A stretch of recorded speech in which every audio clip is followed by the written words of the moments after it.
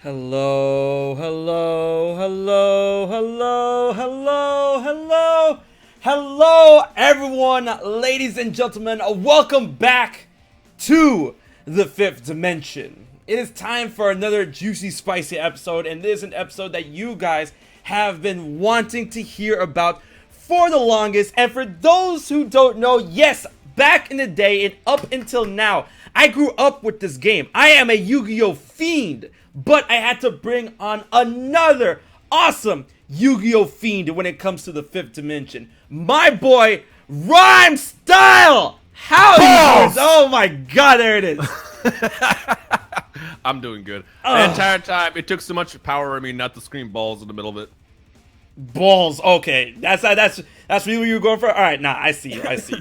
But, ladies and gentlemen, we got Rhyme here. He's another Yu-Gi-Oh fiend, and, you know, I got it, to remind y'all, I actually have the deck I am currently running, which actually still works up until now, until it got slightly gutted. Let's see, this is how we're gonna start off the fifth dimension with Rhymestyle. Rhyme. How up to date is your deck? My deck is actually up to date. Like, it's tournament ready, and it's up to date. Last time I checked, and that was maybe 2 months ago. So take a guess what it is. Take a guess what deck this is. For hires. No. I hate for hires. Yeah, no. Yeah, when I heard about those freaks, and I'm like, I'm good. But all right, I'm gonna give you two more tries. Mermails. No, my brother runs mermails, and I hate those. I hate mermails. Fuck that. No. All right, last try. Gotta go with the most powerful card of all time, Slide for the Sky Dragon. You know, that's actually my favorite god card. And I actually have a copy, but no, Rhymestyle got it wrong on all three tries. And the stream is about to find out what it is. Yeah, I actually have two decks in this deck box. Alright, let's see. I need to get the cover card. Hold up. And Rhyme, there's two decks in this, and both of them I have believed in them since the beginning. Oh, I should have given you that clue. But now, up until now, they recently, well, not up until now, but I mean, recently they got some good-ass fucking support, and I'm like, finally, I can play my boys! And everyone's trying to run them, well, not run them, but this is the deck. My main deck that I'm currently running right now is Endymion, boys. I don't know much about that. I was about to ask you, so No. can you explain Pendulum to me? Pendulums. Okay, Yeah. So it's funny. Even though the Endymion deck right now messes around with pendulums, it doesn't really, go whoa, it's definitely not Odd Eyes or anything like that, where they get really nasty with pendulums. But for this deck, for pendulums, how it is now after they, nerfed it, thank God, is that obviously, there used to be 2 zones specifically for pendulums, so now at that point in time, you could have 8 back row, which was stupid. But now you can only have 6 back row again, which is, the 5, including the field spell. And the 2 most outer spell zones are the pendulum zones. And then you have to have 1 on one side, and it depends on the side, indicating with the card. Like, if I were to put this card, Endymion, in the left side, it would be 8. If it would be the right side, it would be 8 as well. There's some cards that have different numbers, but that doesn't really matter, because most of the time, they have the same number. So I put Endymion, let's say, on the left side, that's 8. And then I pull up another card. I have a bunch of pendulums in here, so let's see. I pull up, fuck, bro. I pull up, okay, here's a good one. And I pull up Reflection of Endymion out, right? Reflection of Endymion is a 2. So she goes into the right. She goes to the left spot, and Endymion goes into the left spot. The left spot, right spot, right? So then I have 2 and 8. So that means I can pendulum summon during my summoning phase, main phase 1, main phase 2. I could pendulum summon any amount of cards in my deck, not in my deck, from my hand, Jesus Christ, from my hand that is between the levels of 2 and 8. So that's pendulum summoning. And then that shit sounds so like, okay, look, I'm a hater when it comes down to Exis, Pendulum, even Links. But the thing is, I've never done it. So it's like even Synchros. I did not like Synchros until the first time I did it. And even once I played with Synchros, I still didn't really like it. So I'm kind of like old school, but like everything beyond Synchros, I'm like, I don't want to use this. I really do. I do fuck with that, because man, I started Yu-Gi-Oh from when Yu-Gi-Oh first got released over in the West, ladies and gentlemen. I used to fuck with that, man. And I'm here. And we're gonna play a little game show in a little bit with Rhyme. Chaos Emperor Dragon. That was my card. That was my card. That and Yatagarasu started the ban list. We needed it because cards are way too fucky. I never dealt with Yatagarasus, but I've seen Yatagarasu. Yeah. I wish I knew about Yata when I was a kid, because like that shit is just like you could have so much. It's so oppressive. It is. Man, what I was gonna say, back in the day, I faced decks in middle school where it was like Yatagarasus and people doing Yata locks on me. I'm like, man, what the fuck, this is a stupid ass card, right? But yeah, when Synchros first got announced and revealed, I wasn't too mad about it because I mean, like, to me, it was just a simpler form of fusion. Yeah, exactly. It's like free fusion. Yeah. So I mean, honestly, I like the concept behind it too. That's why I was like, when I play with synchros, you know, in the last like couple years, because I got it back into Yu-Gi-Oh back in 2016, and that's when I got exposed to all like the post 2000s. Basically, the last time I played Yu-Gi-Oh before that was like 2006. So like when I came back, I'm like, I want to do anything. I want nothing to do with synchros, X's, none of that stuff. But then I tested out synchros. I'm like, well, this is just basically free fusion, so this is not bad. This is fun. But everything else after that, I'm like, Links, I'm good. Nexus, I'm good. Oh, Pendulums, what? Like, is this even Yu-Gi-Oh anymore? Yo, guys, our boy Rhyme wasn't there during the Dark Ages when Synchros first got revealed.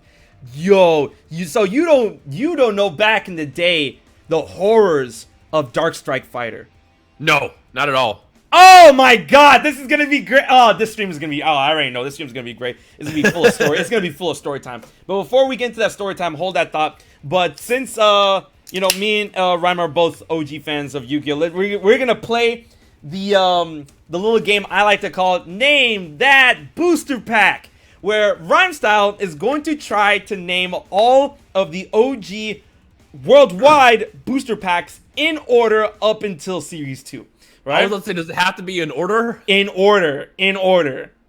So, obviously, you got LOB first. Right? No, don't give me no LOB nonsense. Say the words. Legend of Blue Eyes White Dragon. There you go. That's one. All right. Now, between the next one, Magic Ruler. Oh, that wasn't the second? He lost already. See, the second you said in order, I'm like, I can't do it in order. I can tell you all the ones after. Metal Raiders was second, wasn't it? Yeah, Metal Raiders was second. But it was. And then Magic Ruler. There you go. All right, so Legend of Blue Eyes, Metal Raiders, Magic Ruler, which got renamed Spell Ruler when they renamed from Magic to Spells. And then next was... I want to say Pharaoh Servant, but I feel like Pharaoh Servant was... No, you're right. You're right. Yeah, you're right. Okay. All right, what's after Pharaoh Servant? Invasion of Chaos. No. No, it's Exodia Necros. No, it's not. No, it's not. Is that Dark Crisis? No, it's not. Dark Crisis is way later, dude. What came out after Pharaoh Servant? Labyrinth of Nightmare. Oh, Labyrinth! I was forgetting about that one. Yeah. No one cares about Labyrinth of Nightmare. Yeah, no one really. Yeah, Labyrinth of Nightmare was a garbage ass set. But the pack afterwards, a lot of people cared about. And that was Invasion of Chaos. No. Man, I'm bad at this. It was Legacy of Darkness. Oh, Legacy of Darkness. That's last turn, isn't it? You're right. Last turn, Torrential Tribute, the Spirits. Yep. Ooh, my God. And then Invasion of Chaos. Was Invasion of Chaos next? I feel like Invasion of Chaos was towards like the end. No, I think you're right. I think Invasion of Chaos was after Labyrinth of Nightmare. No, after Legacy of Darkness. And then after Invasion of Chaos, I think it was Magician's Force. And then after Magician's Force, we got Pharaonic Guardian. Pharaonic Guardian, and then Dark Crisis. And then Ancient Sanctuary. Ancient Sanctuary, yeah. Ancient Sanctuary was the last pack before Series 2. So, yeah. Another set that nobody cared about. Oh, yeah. Oh, man, God. Oh, dude. Yo, Ancient Sanctuary was actually a garbage-ass set. That set was bad, man. Do you have any of the boxes still? Oh, no. I bought these things when I was a kid, bro. All those shits are in the garbage. I'm so glad that I came back into Pokemon in 2016. Right. And around the same time, my goal was to get all the Mewtwo's that I wanted. Got all of them. Then I started getting into Charizards, which is a very, very expensive hobby. But back then, it was manageable. And I started buying Yu-Gi-Oh at the same time, which is like one of the best decisions I've ever made because back in 2017, you can get like an LOB Blue Eyes for like $70. You can get box? No, just the card, the blue eyes white dragon. I was about to say like, whoa, huh? That's so. insane. I bought maybe like 15 of them at the time because I got them all graded. You know, I got a couple back as good grades. I handed them out to friends. I also got a couple starter deck Kaiba Blue Eyes as well for like first edition for like $30 a piece. Fast forward, an LOB Blue Eyes, a played LOB Blue Eyes today is like $2,500. Played. Think about it. That's I'm talking disgusting. About it. That's disgusting. It was in your pocket. Yeah. Bro. And then also, like I remember in 2018, I bought a Pharaoh Sermons box, a first edition box for $300. And at the time, I thought, man, this is so fucking expensive for a box of cards. That same box today is like $2,000. Disgusting. Yeah. Speaking of which, did you get your 10K dragon graded or no? I'm waiting to send it off. So I was gonna send it off this past week, but I bought a. I don't know if you're into the Dragon Ball Super card game. I ended up taking an L and buying the Apex of Power, which is like basically the newest Exodia of the game. Yeah. And I bought it and it was bent. I got a bent one, so obviously I had to fucking deal with that. So then I bought a second one, and because FedEx apparently can't deliver within a couple of days, it's gonna be here next week. So I'm just waiting until we get. Though here's the crazy part: the seller lives maybe 30 minutes away from me, so I had him shipped to my PO box, and I'm like, okay. I mean, if you live 30 minutes away, it'll probably be here by the end of the week. But fucking FedEx is all about schedules. So FedEx, I bought this on the 22nd. FedEx is scheduled to deliver on the 8th. Bro, it's 20 minutes away. I'll go get it myself. Oh my god.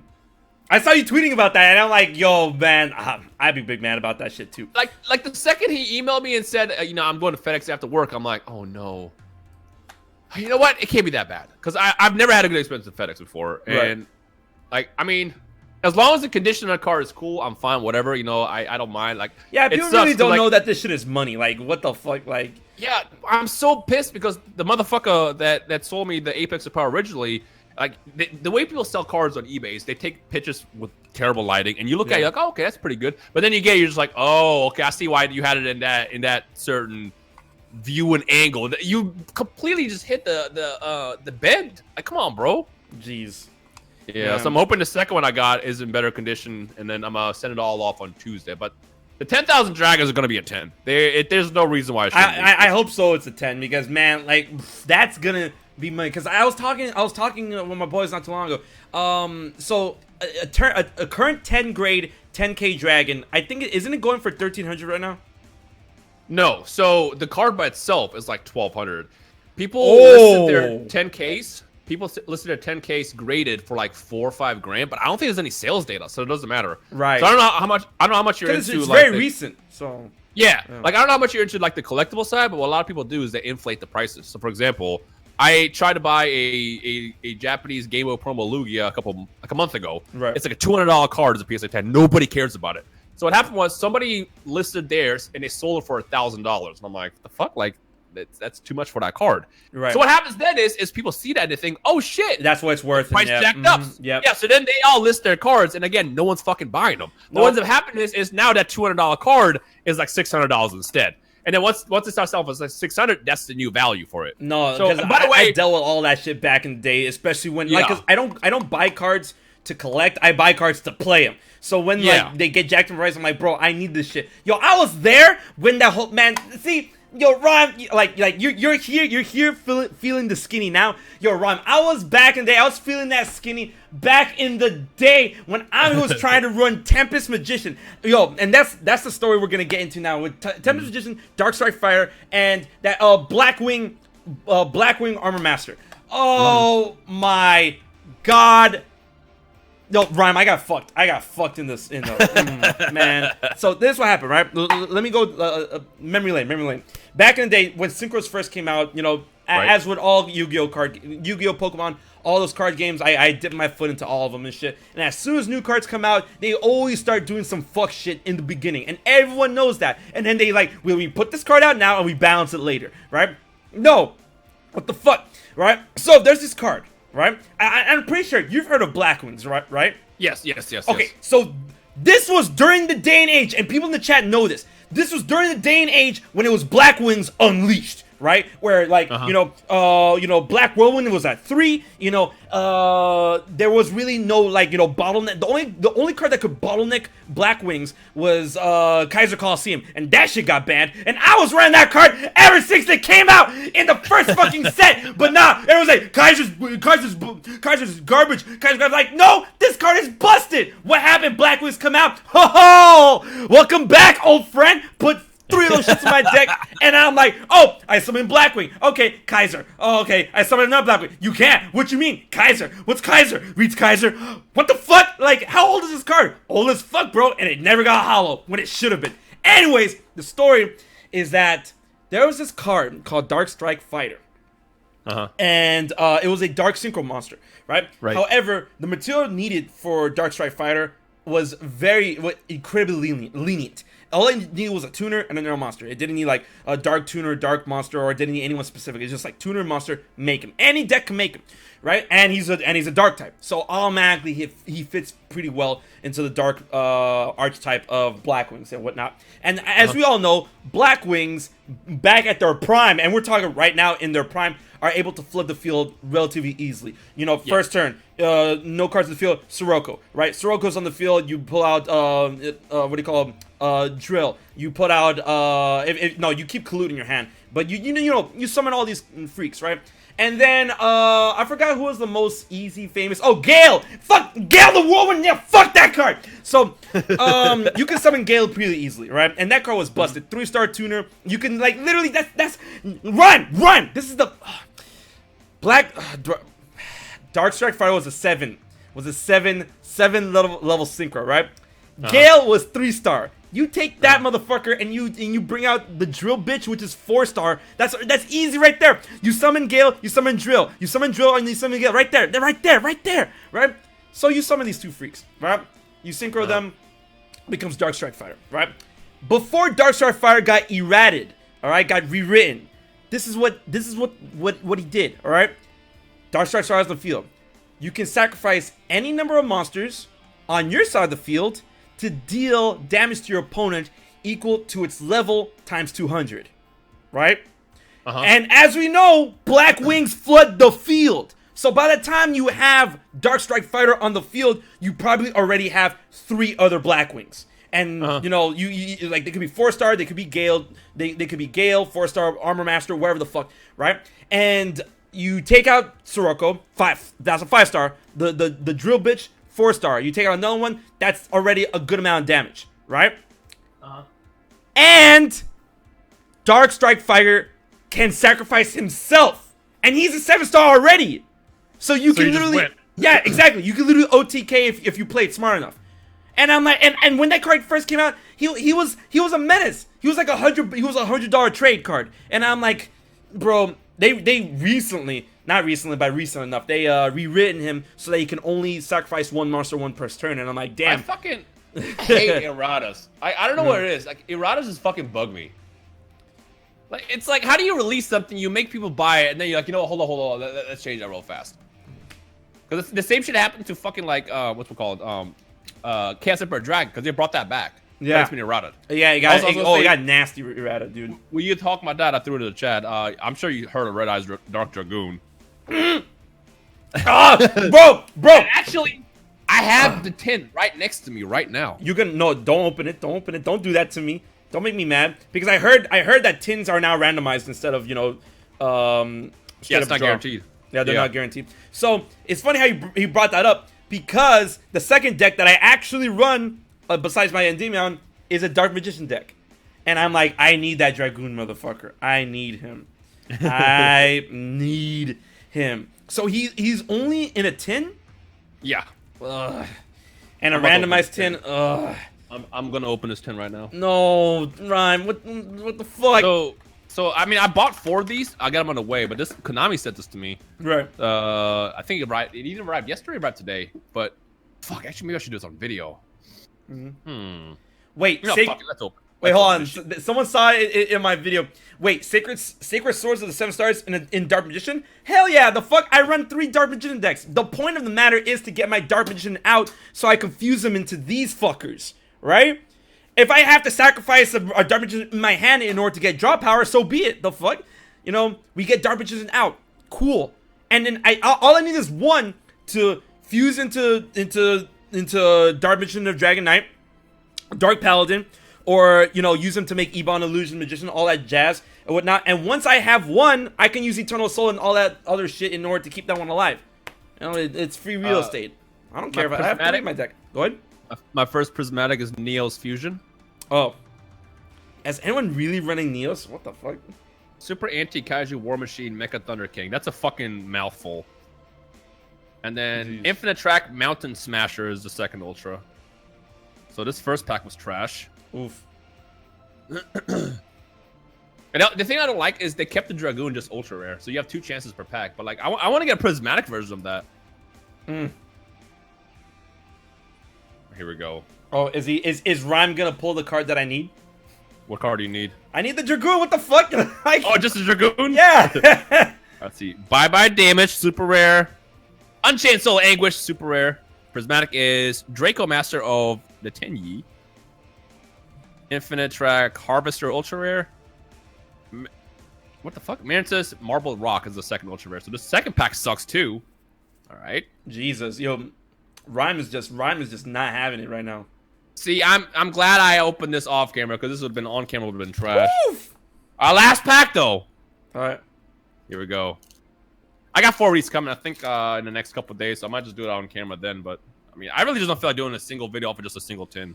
Man, I need to hit up Target then. I need to get those fucking tins if they're out. Yeah. All right. First super is Witchcraft to Scroll, Evil Eye Mesmerism, Guard Dragon Piston. God, these fucking names, man. Right. First ultra. Oh no, Storm Dragon Return. No, no Dragoon. He didn't get it. No Dragoon. Didn't get it. All right. Tin sucked. GG, I saw what you posted. Yeah, so Yuma's voice actor in Japan is the one who voices Yuzora in Kingdom Hearts 3 Mine, and he also voices Denki from what do you call him? My Hero Academia, the electric dude. That's the same voice actor of Yuzora. There are some monster cards that should be a different type. Emigrator should be a zombie type. Nah, he's bones. That's why he's made out. That's why he's a rock type, because he's literally bones. There's no organs on him, so I mean, like, there's nothing to zombify. All right. Man, like, you know, I never got mad at how Yu-Gi-Oh cards got printed, like, you know, when it comes to typing and whatnot, because I mean, like, we've swooned way past that. But you know, now that Rhyme is done with his tin, that actually reminds me of another story back in the day when I was opening a big ass box. I bought these two. I bought 2 of those box sets of Crossroads of Chaos, if you guys remember what Crossroads of Chaos is. Because what I was looking for was Tempest Magician. And this is the part of the story where I get mad about, right? I was looking for Tempest Magician, which got fucked up in terms of, like, I'm pretty sure Tempest is at 1 or completely banned, whatever. I was looking for Tempest because I ran spell counter decks. And Crossroads of Chaos is where she came out of. I bought 2 boxes of Crossroads of Chaos. Bro, I end up pulling 2 ultra rare Black Rose Dragons, an ultimate rare Black Rose Dragon, and a ghost rare Black Rose Dragon from those 2 boxes. And I'm like, bro, happy birthday to me. But I didn't get no Tempest, right? So I just bought a pack at my local card shop. I bought a pack, opened it up, and I pulled a Blackwing Armor Master. And when you're in a card shop full of people who play Yu-Gi-Oh, they're like, yo, trade, yo, trade. So I'm like, all right, dope. I have the Power Boys. So I'm like, all right, who wants the Armor Master? And then this guy showed up with his binder, and then he had a Tempest. And I'm like, I want that Tempest. This Armor Master, you can have this Armor Master, give me that Tempest. So I was like, deal. And Tempest, by the way, at the time was secret rare, right? So I traded. I felt really good about it. I got the card I needed. It was expensive as fuck. Whatever. A month later, ladies and gentlemen, Rhyme, have you ever seen them do those weird package sets where it comes with 3 boosters and then a promo card in the back, like one of 2 promo cards? So they did that for the next set, and one of the 2 promo cards was Tempest Magician. Of course. Of fucking course. Like, her value spiraled out of control. Like, it went into the fucking dirt. Right, she went. That exact reason is why I never liked Yu-Gi-Oh in terms of collectibles. That's why, like today, like I collect the older cards because I mean, if they're gonna reprint Blue Eyes a bajillion times, that's fine. But the OG Blue Eyes is still gonna always have its value. But like Yu-Gi-Oh had way too many reprints. Like there's not a single card out there that probably has a reprint at least once. There has been. There is one single card that hasn't been reprinted once. I'm about to Tyler the Great Warrior. Actually, yeah, I know about that one. I know that. That's the story of like the Make-A-Wish kit, right? Yep. Mm-hmm. That one that looks like Trunks. Yep. That card is like, isn't that card like dumb expensive, like $100,000 or something? The thing is, it's priceless because you can't really gauge a price against it because it's literally the only one of a kind Yu-Gi-Oh card. And from what I remember, it's currently in it's in a children's toy museum right now. Yeah. Yeah. So man, I was fuming, and I'm like, I went through hell to get this card. Not only has the value dropped significantly, but now I can get this card super easy. And I'm like, man, I wish I knew that. I could have kept my fucking Armor Master, but no, whatever. I hate Black Wings. I never want to play Black Wings. All my homies hate the Black Wings. Speaking of cards that haven't been reprinted, one that I wish they would do in English is Maggie Magician Gal. Yeah, she has not been in English yet, huh? The reason why is because Konami asked, because the creator of Yu-Gi-Oh is one who drew it. Right. And you know how like when they bring cards over to the West, they censor them. Yeah. Basically, that was Konami was like, all right, just release this, but there's too much skin. You guys got censored. He's like, no, I'm not gonna do it. Jeez. So solely because he doesn't want to like change his art, which I agree with. You know, the card is not even that bad. Like. Right. It's not. It's like Dark Magician Girl who has like cleavage in her shot. And even that is like fine. But like he refused to censor it, so it's only going to be a Japanese exclusive. I think like, the card's also playable too. I can't believe like why can't they just airbrush her cleavage like like they do in the show? The fuck? No, well I think they wanted to, but he was like, no, don't do it. Like he basically didn't give permission for it. But again, I agree. The card is beautiful. It's like one of the best looking cards like in modern day Yu-Gi-Oh. Speaking of card arts, we were talking about this before the stream. Yu-Gi-Oh! The Lost Arts, right? Which is so funny how you bring up censored card art and whatnot. And I'm pretty sure Lost Arts, like most of the Lost Arts, from the way my friends were talking about it, is that a lot of them are exclusive to the UK at the moment. Mm-hmm. Oh, let me see. I have a link. They got me a link to the fucking site that the Lost Art promotion. So, if you guys don't know, Yu-Gi-Oh cards actually sometimes get significantly censored when they make it out west, right? One big example that you can see is Harpy Girl. Harpy's Lady. Harpy Lady. Monster Reborn. That art got completely changed.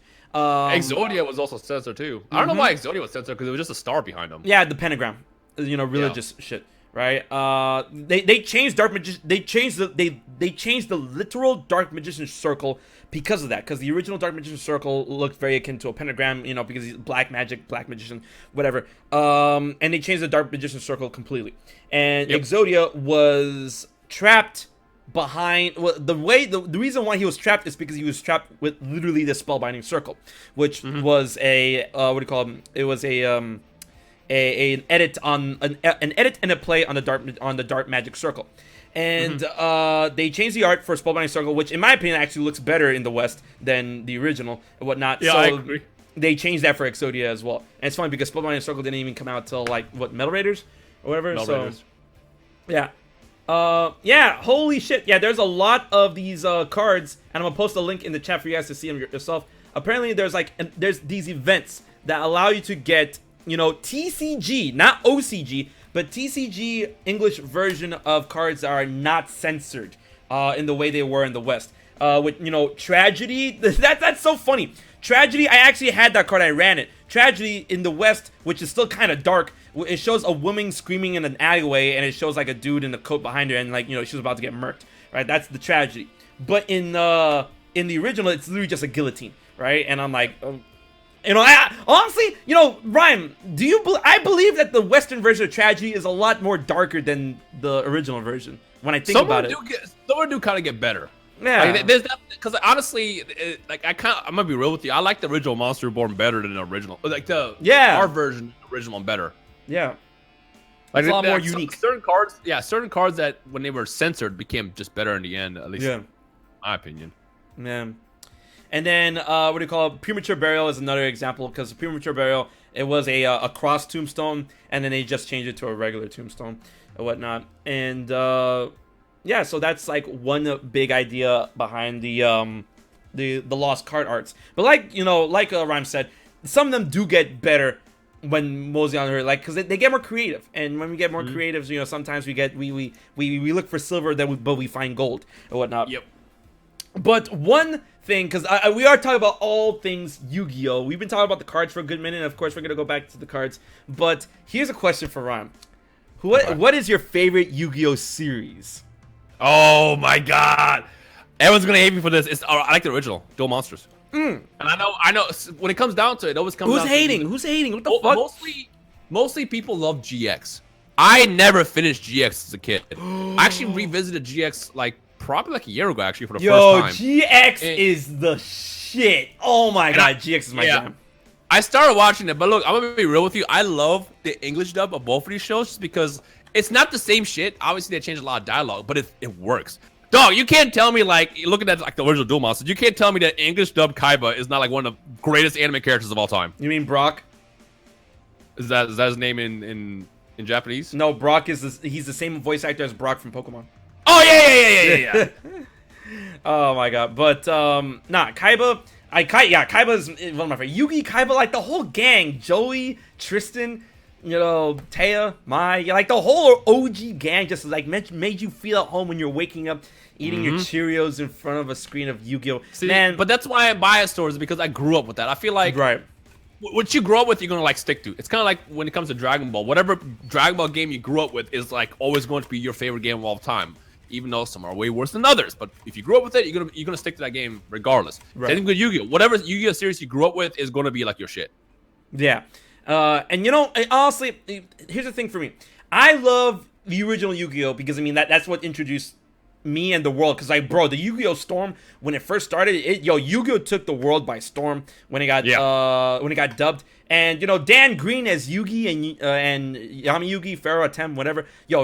Put an amazing performance. And then another thing to consider is that although it introduced the game, a lot of the mechanics, especially in Duelist Kingdom, holy shit, were out of literally over the moon. They were out of the wazoo. Duelist Kingdom rules are fucking stupid, right? And then Battle City helped and tried, but sure, it's whatever. The thing about GX though that I love about GX and I appreciate so much about GX is that GX literally used actual strategies that you can use in the real world if you have the cards, right? And that's why people fuck with that more too, because that I fuck with that. Holy shit. That started happening in Yu-Gi-Oh! A lot later, and even then, it wasn't completely accurate. You'll watch Yu-Gi-Oh! It's that's not what that card does, especially in the beginning. But one thing that always bugged me about Yu-Gi-Oh! In my childhood is no fucking game that was ever released followed the goddamn rules, except for the Game Boy ones, which was fine. The Game Boy games are all fire. Yeah. But I remember, I'll never forget buying fucking Duels to the Roses. I knew it. I fucking knew it. I was gonna say I love it. That's my favorite game. I was gonna say you don't disrespect Duels to the Roses because that game was lit. I love it.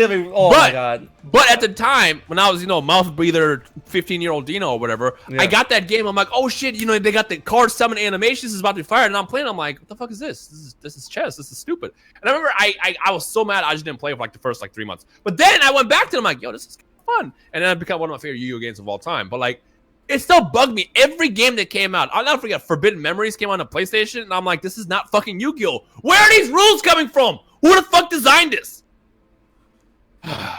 End rant. I just have to No, go for it, man. Go for it. That's the power of the fifth dimension. Also, guys, include what George Pin says here. You need to understand something about Yu-Gi-Oh! You need to understand something about the lore about Yu-Gi-Oh! When it comes to Yami Yugi Attempt. He doesn't cheat. He bends fate to his favor.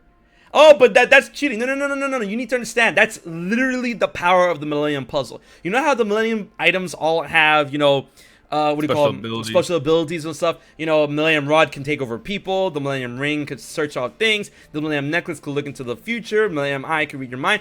The literal power of the Millennium Puzzle, aka the Millennium Pendant, the literal power of that is insane amount of luck. Is you wear it and you use its power and it gives you like an insane amount of luck or like it increases probability to your favor to the point where it's like it's literally fate bending to your favor in order to win games. That's what the Million Puzzle actually does. If you get that when I'm doing my card openings in 2020, I need one of those. That's shit. Imagine you had that and you would just buy like any old school vintage pack and just fucking make bank. Right.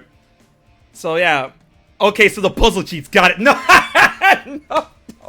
No, it ain't cheating, man. You can't look at anything as like, oh, he cheated. Like, oh, prove it. It's that pyramid he wears around his neck. How? And yes, ladies and gentlemen, we're gonna talk about this, but there's a question I have to take over to Rhyme. I've seen it and I've read it. Did you see or read Yu-Gi-Oh! Season 0? No.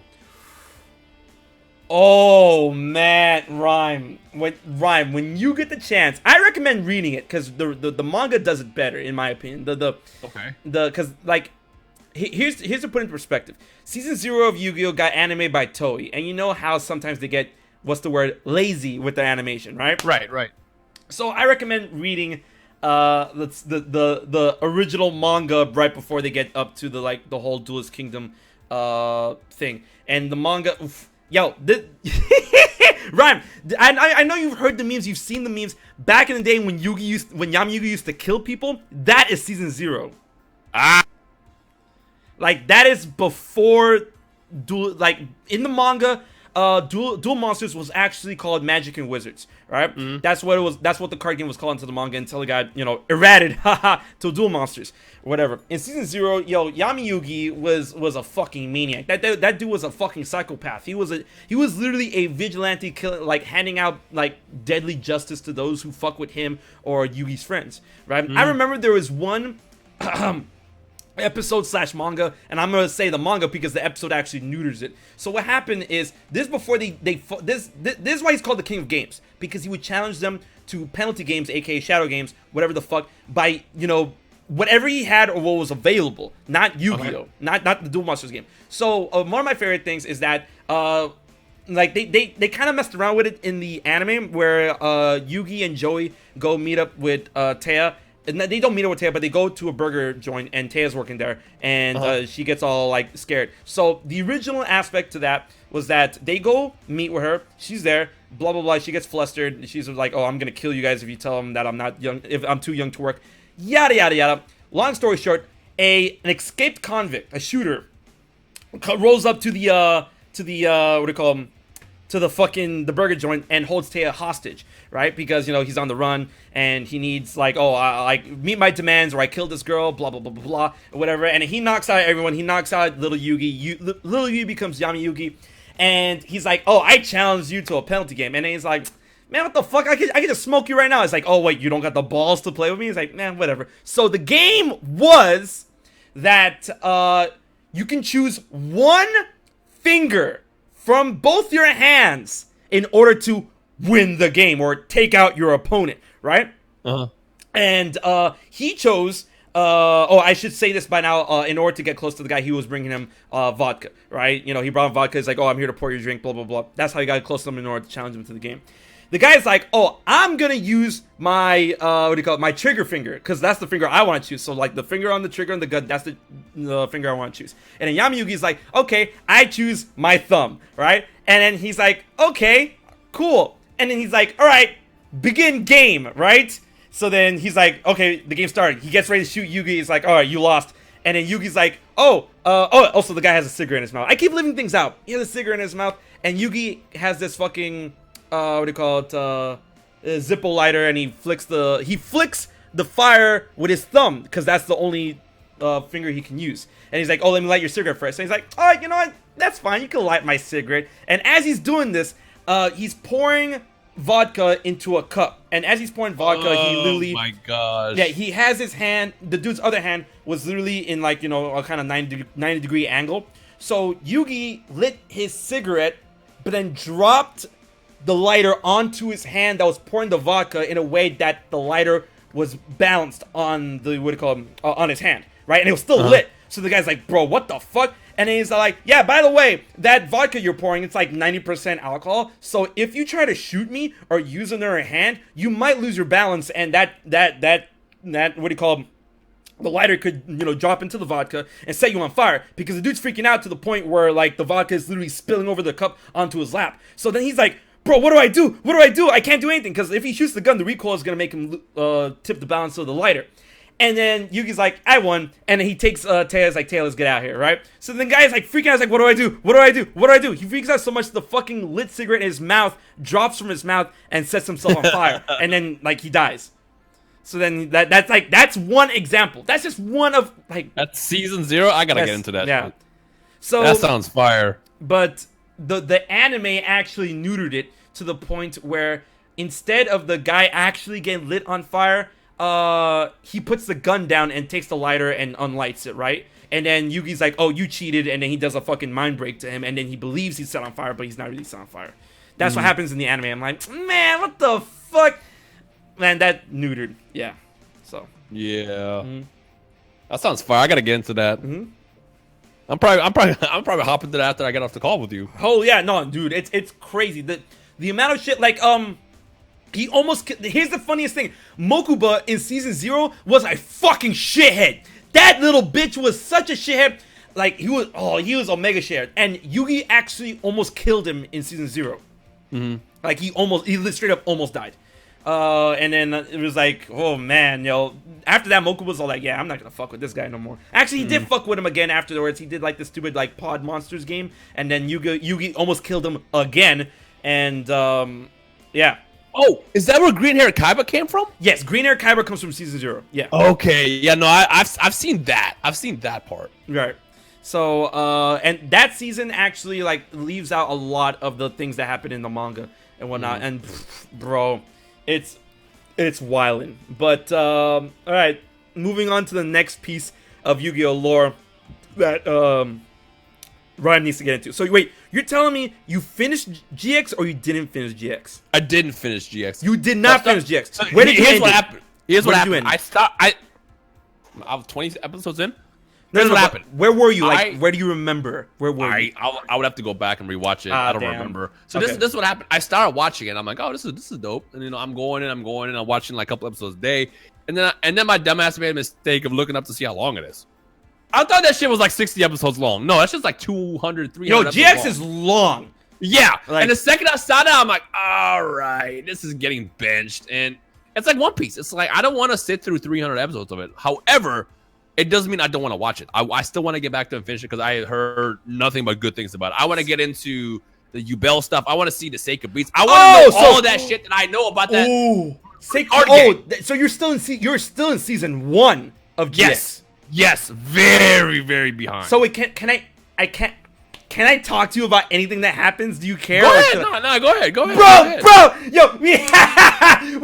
as much as me and my homeboys love GX, we shit on Jaden so fucking much for being such a fucking asshole. Like in the beginning, from what you're watching, he's like, oh, I'm a hacky packy. Get your game on, guys. Yeah, okay. Ryan, in season 3, he he literally kills his friends to make super polymerization. I think I know about that. He sacrificed his friends to make a card. When I saw that happen, I'm like, Jaden, what the fuck? Because he was like, yo, I need a win. Super poly is the way to go. And he just like, bye. So what's the context? How did he sacrifice them? So like, there's ritual, because I think that was during the I forgot, it was like the Supreme King. Yeah, there you go. The Supreme King arc when he was trying to fuck with Yubel and he was trying to beat Yubel. So like there was this ritual going on for him to make the ultimate card, and that ultimate card at the time was super polymerization, which is a pretty busted card in real life because you can't stop it. It's still right. It's still good today, yeah. Yeah, so in order to make a card that powerful, it requires human souls. So that's the spiel. Like, like Jaden was there. He was warped by the Supreme King. He really wanted to win. His friends were there. So like, you know what? All right, guys, get your game on. Literally, and it just threw that dude. Yeah. So then he sacrificed his friends to make Super Poly, and they came back. But it's funny, they came back, but they remembered what happened. So in season 4, when Yubel was done and Jaden kind of went back to normal, but not really. Jaden felt really bad about what he did, and in season 4, all of his friends hated him like throughout the entire season. They're like, yo, fuck Jaden. All my hip homies hate Jaden. Like, literally, dude, season 4 was depressing as fuck. That shit was mad depressing. Like, Jaden was all happy season 1 through 3. Then he did that shit. Then he got depressed. And then all his friends start hating him in season 4. And I'm like, bro. And then it's not until the end where he actually, when he met up with Yugi, and that rekindled his love for the game. And that doesn't happen until, like, the end of season 4. And I'm like, bro. It's whew, that man. It's so funny because Yu-Gi-Oh! GX gets presented in such a way initially as such a happy-go-lucky anime, but that shit gets dark. I just assumed that was just the dub because the dub just made it look happy. Even the intro song, it was way too happy. Dude, in Japan, the first intro song was actually ska in GX. Can we talk about the music in Japan in general? Fucking Japanese dual monster music is like every intro is fire. That shit, thank you, Rhyme knows. Yo, I have that shit on my phone on repeat. Yo, season 5 overlap. Oh my god, if only Twitch TOS wasn't being such dog shit right now, I'd be playing that shit right fucking now. But I was gonna say, can we play the clip of my favorite Yu-Gi-Oh moment of all time is Yugi and Weevil on top of the train in Japanese. Oh yeah, I can play that. I can play that. I can't. No, because it's anime. It's anime. Yeah, and anime TOS is actually fucky. Yeah. Oh, dude, normally I'm like, I don't care which version of the anime you watch, whatever. But like the Japanese version and the English dub of that same duel is complete just night and day. Dude, it is. It's so iconic. And then the fucking Fang and Critias, like one of the best songs of all time. Yeah. Nah, that shit's heat. That shit's heat. Dude, and what was I gonna say? The fact that when Twitch was having that Yu-Gi-Oh! Marathon, they actually did you watch that or no? I did. Okay, so like for those who don't know, Twitch had a Yu-Gi-Oh! Marathon, right? And during that fateful part with Weevil on the train, you know, the whole series was dubbed. Up until that train part when he's like, I activate like Eternal Soul. That shit flips from English to Japanese, and the chat's like, they're doing it! Oh my god. And then he did the fucking Monster Cardo scene. Monster card, dude, the fucking emotion in his voice was just palpable. That shit was so good. It's like so good. It's like stop Yugi, and he's like Hanase, like oh, but I'm not taking. Tim was pissed. Nah, it was perfect. No, it was so good. Perfect. Dude, not taking anything away from the dub because the dub Dan Green did a pretty good job. He did a really good job. Right? And but it was funny because it made me take it a little less seriously because Dan Green was like putting in jokes. He's like, oh, another monster card. Oh, look at another monster card. He just this really isn't your day. Like the WB version also had different music, and that also took away from it. Like, Fang and Critias, like it hit perfect in that scene. Passionate Duelist. That's actually the song Passionate Duelist. The fact that it's not that wasn't in the dub, it was a crime. But the replacement they had for Passionate Duelist in the dub was actually pretty good. The ones like dun, dun, dun, dun, dun, like the hype ass music. That one was a pretty good replacement for the dub. But you know, yeah, that other song, what's it called, Fang of Critias. Fang of Critias. Oh my god, dude. I use that shit in my videos. Like if I'm playing fighters and I'm about to win. Man. Right when Beers comes out and get that 3-1 comeback, you gotta get Fang and Critias. Yo, man. Attack him again, Breaker. It's funny because, you know, Breaker shouldn't even be able to use a card like that because in the show, when he uses his spell counter, it goes from 1800 to 1500 so that, you know, Eternal Soul he could use Eternal Soul with him. But in reality, Breaker actually goes from 1900 to 1600. So Breaker shouldn't even be able to use a card like that. And Eternal Soul actually exists too. So, you know, they made it way later. Berserker Soul. There you go. Berserker Soul. Whatever the fuck. Yeah. That's about one problem with the original season. Is just that the rules were so different. You're right. Never forget in the very first season how they were just summoning without tributes. Yeah, man. Dual Kingdom rules was fucking stupid. And then they did Dual City. And it was like, there's a rule. Now you have to tribute to summon. Yeah. And then, bro, man, Yugi got away with some fuck shit in Duel's Kingdom. Fucking, to be fair, now they made it into a card, fucking Attack the Moon, where Giant Soldier of Stone attacked the moon that he put out as an equip card to the fucking wolf card he had, and I'm like, this is stupid. But then they actually made it a card called Attack the Moon, and I'm like, wow, okay, whatever, man. All right, cool, dope. Love it. Yeah. But man, can we talk about How do you feel about Yu-Gi-Oh 5Ds? I actually like 5Ds a lot. 5Ds, that's synchro summons, right? Yeah, the fuck with it. dueling on motorcycles. Yeah, no, I fuck with. I did like the motorcycle like spiel to it, but it works. I've definitely never seen the anime, but like again, that was my first experience with it with synchro summons because they had it in Duel Links. So Duel Links is what brought me back into Yu-Gi-Oh back in 2016. And originally I hated it because it was like I just want to play the real game. But then I stopped playing Duel Links and I realized, hey, this is kind of fun. And goes into it until I went back to real Yu-Gi-Oh, and then I realized, man, I don't fucking like Duel Links. I want to play like the real shit. Jesus Christ. But yo, 5Ds, like, you know, it's funny because I saw 5Ds and then people can make arguments for Zexal, Arc V, and then V-Rains and whatnot. In my opinion, 5Ds is actually they had great characters. They had great characters. But in my opinion, you know, given to the inner lore of the original series, I think 5Ds is actually the darkest Yu-Gi-Oh series. And if it's not the darkest, it's the most mature, definitely. You know, because it dealt with so much fucky themes like fucking criminal branding, you know, death everywhere, you know, a caste system.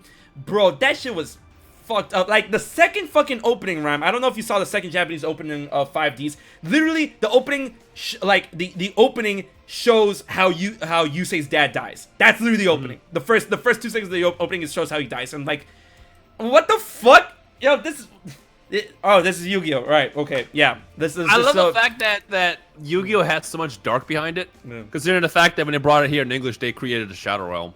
Oh, yeah. And, dude, the Shadow Realm... In case y'all don't know in the chat, yeah. Shadow Realm is a thing that they added in our Yu-Gi-Oh! Because it was too dark. What they did actually is, when you lose, you fucking die. Right. But when they brought it in English, like, you know what, that's too dark. You know, how about we just send them to the Shadow Realm, which is that little space you go... Instead of like straight up dying. No, you died. And you just straight up died. Yep. So that's what the 4Kids did in order to, like, you know, circumvent the concept of death. Like, here's a cool example of that. When Yami Merrick first, you know, took over young Merrick and whatever, and he had the Millennium Rod, he's like, in the dub, he's like, it's time to send you to the Shadow Realm, father. And then you hear, oh, and that's it, right?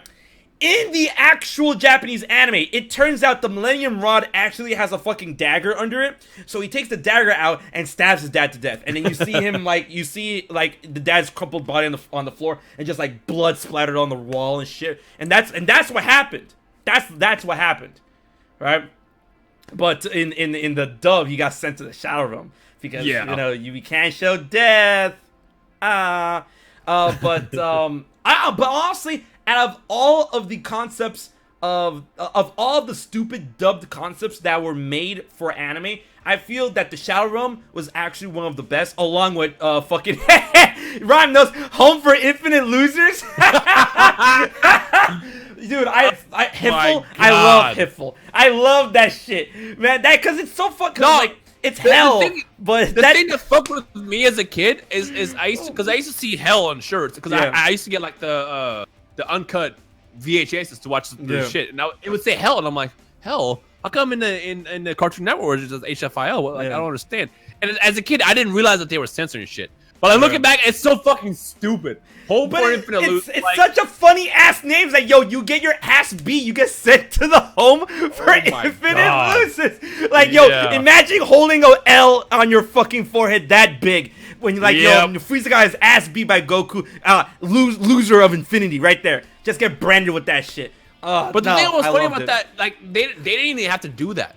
Because like in the anime or in the manga, there is no hell in Dragon Ball. Yeah. Like if you got to keep your body and obviously train with like King Khan and stuff like that if you're good. But like there was no hell. Like the only canon hell we saw was in Resurrection F, where we saw Frieza in his little pod. Yeah, that's it. So there was no reason to even make that in it. I just don't understand. Man, yo, I live for it. It's the funniest, shit, right? So with the Shadow Realm, it's funny because the Shadow Realm, even though people say that, a lot of people say that concept kind of came out of nowhere, like they built it off nothing in order to circumvent the concept of death, which is not true. What do you call them?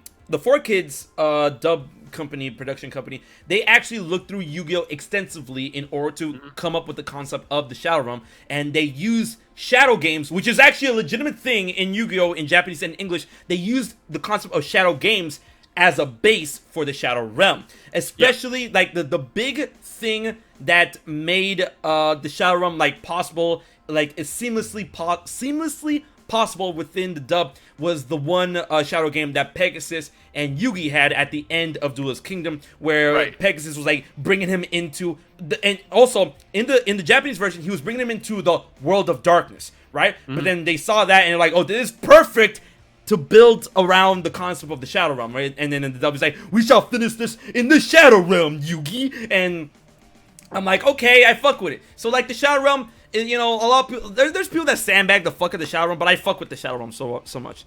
You know, I love it. Holy shit. But, yeah, so people die in Yu-Gi-Oh! What a transition. Yeah, some people just die. Yeah, people straight up die. Like, oh my god. What I found funny about Yu-Gi-Oh! Is like, if you compare it to everything else that was coming out at the time, obviously Pokemon was like the big competitor. Pokemon was just so lighthearted. And Pokemon, they didn't even eat like meat, because apparently late in the beginning of Pokemon they did, but later what they did is they established a rule that said you can't draw or animate the characters eating any form of meat, because that implies that they're eating the Pokemon. Right. So everybody in Pokemon apparently is just a vegetarian. Yeah. And then here's Yu-Gi-Oh! Where you just straight up die, or I guess in our version go to the Shadow Realm. Yep. It's funny because a lot of people, you know, a lot of people argue that the Shadow Realm is actually like worse than death, because it's like, you know, it's not even the afterlife, it's just the void, right? Yeah. And but then people are like, but people can be brought back from the Shadow Realm according to 4Kids. I'm like, yeah, so that kind of like, you know, defeats the purpose. But what was another thing I was gonna say? Oh, for those who don't know how dark Yu-Gi-Oh! Can be, so in the last season of the original Yu-Gi-Oh! Episodes, aka Dawn of the Duel, but known as Millennium World in the manga, is that we find out how the the Millennium Items were made. Oh man. So you guys want to know why they use the word Millennium in Rhyme? Do you know why they use the word Millennium in Millennium Items? No. So Seto, not Kaiba. The priest Seto, his dad, which was the guy who used the Millennium Eye, he ran a covert organization in the name of the king, in the name of the pharaoh, and sacrificed. Like, he went to a village of no-name people. He's like, man, this village, no one will miss them, right? And killed, slaughtered, and sacrificed 1,000 people, and used their blood to create the Millennium Items. Wow. Hey, yo, Fidel, Games Cage, yo, what's good? He's rating us with 52. Welcome to the 5th dimension, dude. Holy shit. But yeah, so they massacred a village of thieves. You know, they killed 1,000 people, and that's why they're called Millennium Items. And funny enough, that's why Bakura is such a shithead, because he's the sole survivor out of all that shit, and that's why he's doing all this fuck shit. This is why I fucking love the lore of Yu-Gi-Oh! Yeah. Speaking of lore, do you know about the lore about some of the cards? Like, yes. For example, yes. Oh, let's talk about that. Dog Marin, for example. Wait, which one? The Marin, the dog. Oh yeah, where Arf now? Yeah. From that to what was it? What was that card that was 1900 attacked? Something Beast. Yeah, it dies. Yeah. Even like Buster Blader has a sad ass story. How Buster Blader had like the fucking dragon that you have to kill later. Yeah. Dog. If y'all haven't seen the lore for some Yu-Gi-Oh cards, just look them up on YouTube. Like, you'll get lost in the void. There's so many good ones. I made a video about it. I made a video about one where it's like what do you call it? Marry the Fallen Angel, Marry the Fallen One. Yeah. I made a lore video about that one, and here's the lore video. So it like do you know about that one or not? I do. Okay, so for those who don't know, in the chat, so this is how the lore goes. If you guys know, there is a bunch of cards called the forbidden cards, not banned cards, forbidden cards, like Forbidden Lance, Forbidden Scripture, Forbidden Chalice, and Forbidden Robe, right? Now, for those who didn't put any of those together, like, those 4 relics should, like, if you study or practice religion, specifically Christianity, those 4 items should, like, put off a ding in your head. It's like, wait, that sounds familiar. Yes. So the Forbidden Lance is based off the spear of Longius, the spear that pierced the side of Jesus. The Forbidden Chalice is the Holy Grail, you know, the cup that Jesus drank from. During the Last Supper. The Forbidden Dress, the Forbidden Robe, is the seamless shroud in which Jesus was buried in. And the Forbidden Scripture is, you know, the Holy Bible, just the Holy Bible, right? So there's this lady who appeared up on all of those cards, right? In the first 3 cards, you just see her using those items, and then they're forbidden, and those effects get busted sometimes. 4th card comes around, Forbidden Scripture. Seems kind of weird. She's not out in the open. She's just like, you know, no. Actually, no, that's not. First 3 cards happen, and then the next card comes out called Solemn Scolding, where it's literally the guy from Solemn Warning, you know, aka God, and you see him just yelling at the same chick. He's like, stop! So the story is that she was fucking around with those forbidden items. He's like, stop it right fucking now! And she's like, alright. She does it. She goes into the dude's house and, you know, fucks with this Forbidden Scripture. But it's funny because that card is holographic, so a lot of people don't pick up on this. You can actually find a non-holo art res of that, where if you look in like the bottom left or the bottom right corner of that card, you actually see the god figure just like looking up behind the like a cracked open door and catching her in the act, right? So this is when things get fucky. And then the card Solemn Strike happens, in which he's like, you know what, I warned you, it's time. He literally strikes her, punishes her, and damns her, right? And she gets striked with a bolt of lightning, and you see her go, ah! And then she actually becomes what do you call it? A monster card called, like, I think it was Mary the Fallen One. Or, like, Mary, I gotta make sure. Mary the Fallen One Yugioh. And then she becomes that, right? Okay, it's not Mary the Fallen One. It's not Mary the Fallen, because it's another one. It's Fallen Maiden, I think. Fallen Maiden, Yugioh. Condemned Maiden. Thank you, Condemned Maiden, right? And then that's literally her. She's become condemned, and now she's like, her wings are wilting off and blah blah blah. And what a lot of people don't know is that what do you call it? She actually gets an upgraded card where she becomes the Condemned Witch, and that's her literally, you know, continuing her trip of being like condemned. So she goes from Condemned Maiden to Condemned Witch, and afterwards she becomes a Dark Lord card. And I forgot which one she becomes. Wake up. Here we go. She becomes Condemned Dark Lord, right? And that's when she finally completes her transformation into, like, you know, straight up demonosity or whatever the fuck. But before that, she actually tried to bounce back. Yo, I don't know if you knew this one, Rhyme. She actually tried to bounce back in the card Witch's Strike, in which she tried to, like, literally strike back at God. And the fact that she didn't die from that encounter and became Condemned Dark Lord makes you wonder if she was actually successful, and now she is like the new Condemned Dark Lord. I'm like, yo, Yu-Gi-Oh! Lord through the cards is actually fucking wild. There's a bunch of them. Another one of my favorites is Dark King of the Abyss. How he had this whole thing with Dark Lord Hades, how he gets condemned, comes back, and like, dog, there's just so much. Dark King of the Abyss was actually competing with Hades. Like, they were trying to they were competing for the Actually, here's a link right by, like, card by card. This is actually really well written. Yeah. Dark Lord Hades, whatever the fuck. They were competing for, you know, ownership of the Dark Realm, whatever. Mm-hmm. And man, that shit goes long. That shit goes hella long. Man. This is why I wish you would get so many reprints, because on the collectible side, you know how much that shit would bang today? Oh, tons. Man. Are you still there? Yeah. Oh. Oh, just stretching. Oh my god. But man, and then another one of my favorite card lores has to deal with oh my god, poor Sangan. If you guys know about Sangan, oh my god. You know about that story, right? Yep. Oh, poor dude. So for Sangan actually has been on and off the ban list for so long. They actually made a joke about that through card lore. So what happened is that Sangan I'm gonna get some water. I'll be right back. Yeah. So Sangan, the lore is that he was on the bus. He was on the bus to Dark Realms, right? Bus to Dark Realms, right? And then on that bus, they took a pee break or whatever, a rest break or whatever, and he gets off the bus to take his pee break, and then he's like all happy. He's like, yeah, I get to go to the dark world, yeah.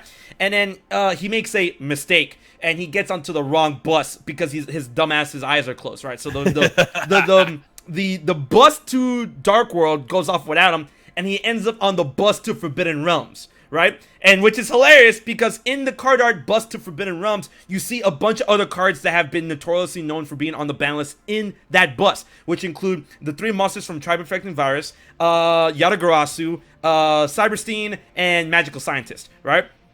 And I said Yatagarasu, right? Yatagarasu was there. They were literally all on the bus to Forbidden Realms, right? So then they're all like, and then Sanga's like, what the fuck? I'm not supposed to be here, right?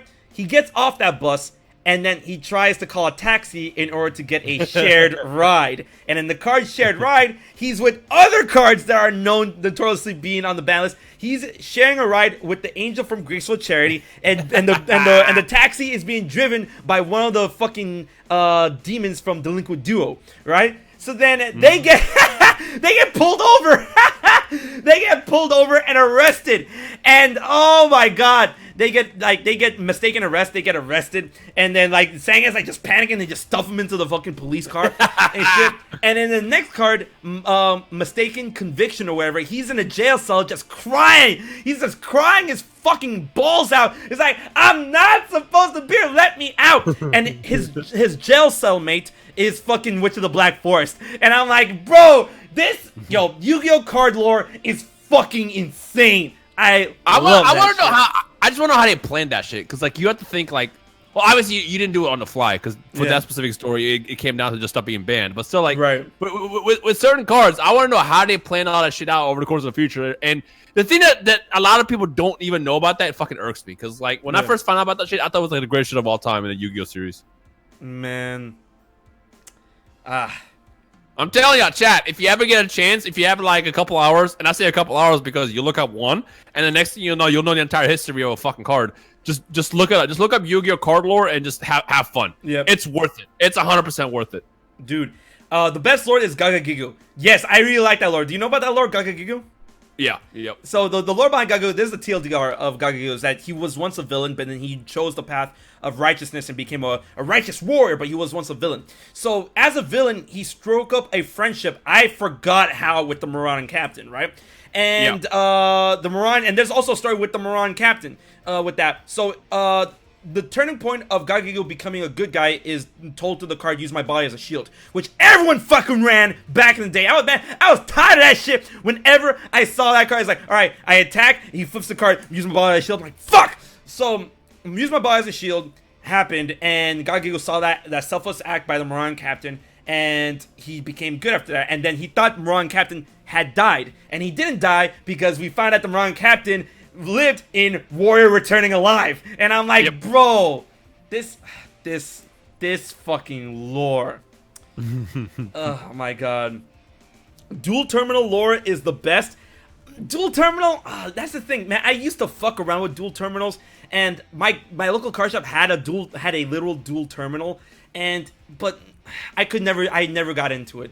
I tried. Did you ever get? Were you ever around when dual terminals were around?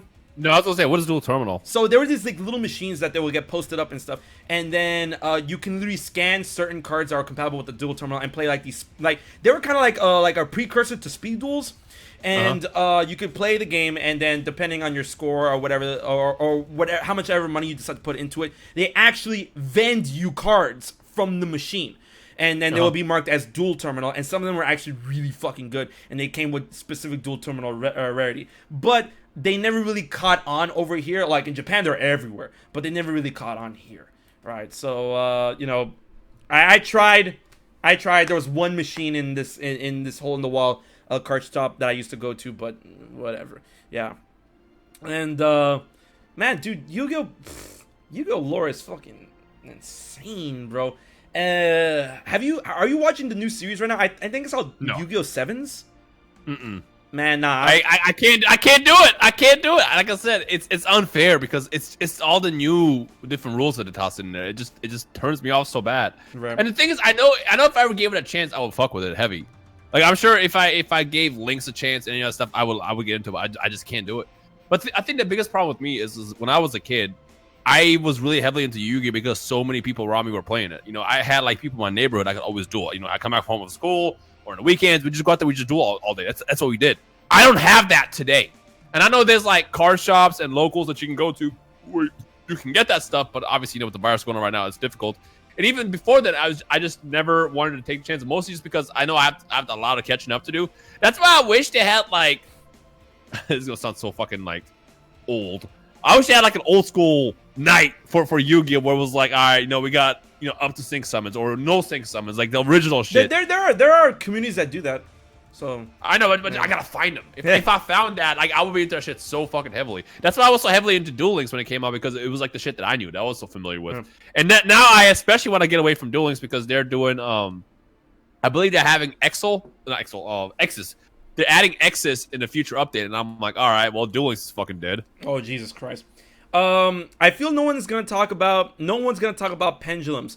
Bro, where you been? We talk about pendulums. That's like the first thing we talked about on the stream. I run a pendulum deck. The deck I run right now, yeah, so for those who don't know and you think I'm just, you know, a fucking Yu-Gi-Oh lore monster, bro, I run a deck. Wait, do you actually play physically card games or just the video games?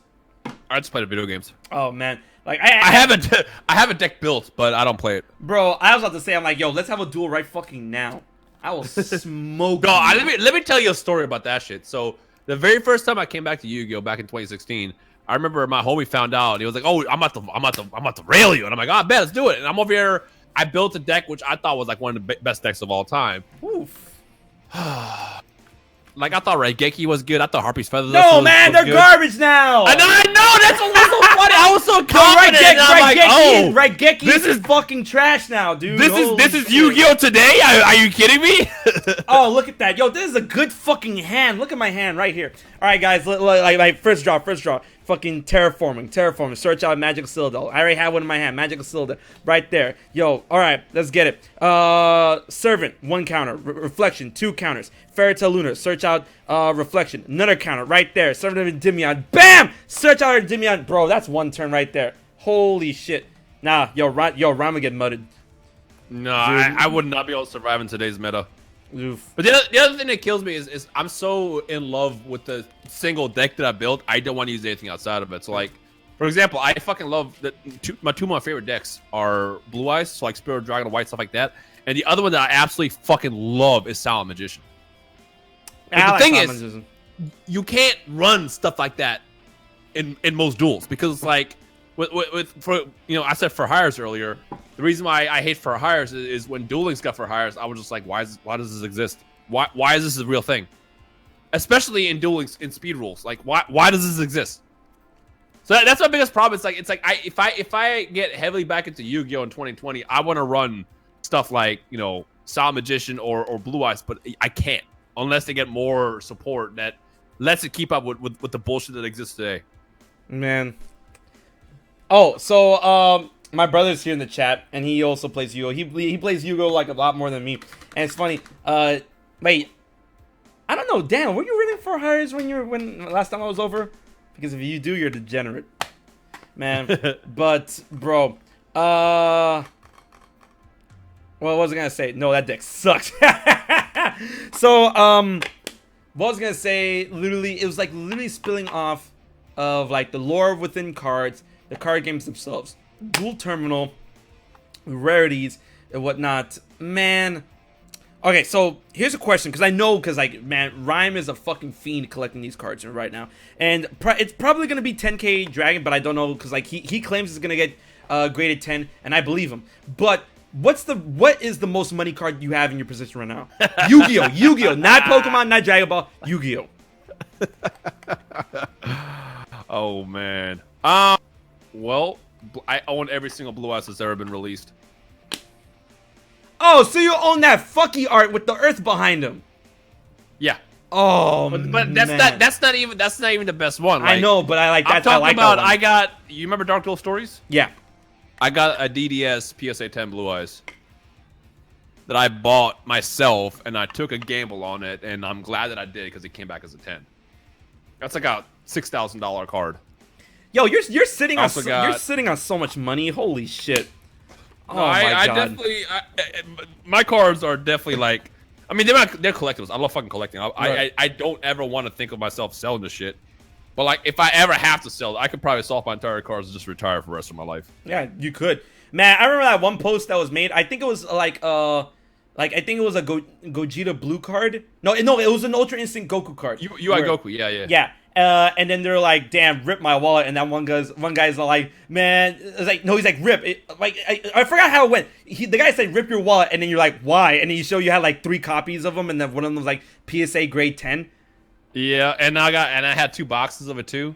Now, card God. collectibles is crazy. It's like if you play the game, it's like whatever. But like I'm telling you, if you ever want to like hurt yourself, look back at the one card that was in your childhood and look it up today. Like when it comes down to like grading, like I feel like Yu-Gi-Oh still hasn't picked up anywhere nearly as much as Yu-Gi-Oh has.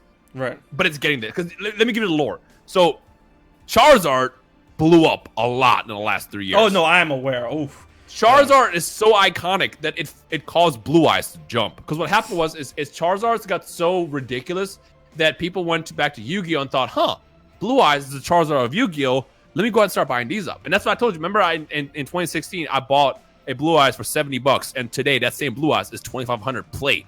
If you have a perfect condition one, we're talking about $3,000 or $4,000 just for ungraded. Jeez. If you have that as like a 10, it's like a $20,000 card, and there's motherfuckers out there who are buying this shit because the thing about Yu-Gi-Oh is compared to Charizard to Pokemon is there's less graded cards. Nobody was really grading Yu-Gi-Oh cards. People were playing it, and that's because Yu-Gi-Oh is just way more fun than playing a Pokemon. 100% way more fun. Pokemon is fun, but let's be real. Like, that shit does not compare with how fun Yu-Gi-Oh is. That's why we were all playing Yu-Gi-Oh while we were all collecting Pokemon. Therefore, if you come up with any cards that you grew up with, there's a good chance it's got whitening around the corner, it's bent, it's got washed because we were playing these cards. That's why... That shit fell in the toilet, the foil is coming off and shit. Yeah. Like, that's why so little of these cards exist as PSA 10s today. And you can't even buy them anymore either because, again, even though Yu-Gi-Oh reprints like shit all the time, the actual prints themselves back then were so limited. Like, I have an LOB box, the first edition box that I bought for $5,000 last year. That same box is like $20,000 today. Gee, see, man, stunks. That's what Rhymestyle is. That stunks. He claims it's for collectibles. No, he's just increasing his stock. Man, this man is probably sitting on a mansion's worth of cards. Holy shit. You know what? It's funny, because you're talking about this, and I knew you're a collector off the bat, and I want to know if you know this story, because I don't know how much you fuck with Magic, but do you know the story of the Black Lotus? Black Lotus, yeah. It's like the most valuable card that's not a sports card in existence. Yes, yeah. in existence. Yo, I think there's only 2 awful Black Lotuses as PSA 10s. Yeah, I mean, there's a bunch in like, not in circulation, but they exist, but there are PSA 10s. Guys, you need to understand how fucky this card is in Black Lotus. If you get a Black Lotus, you have a house. Yeah. You have a house. It's that's also what it is. a very, very, very broken card, too. Yeah, no, that's why, because it's busted. Like, that card was... Like, me and my friends talk about this card like all the fucking time, and we always come down to the consensus is that the Black Lotus card allows you to play Magic at the same speed as Yu-Gi-Oh! That's how busted it is. Yeah.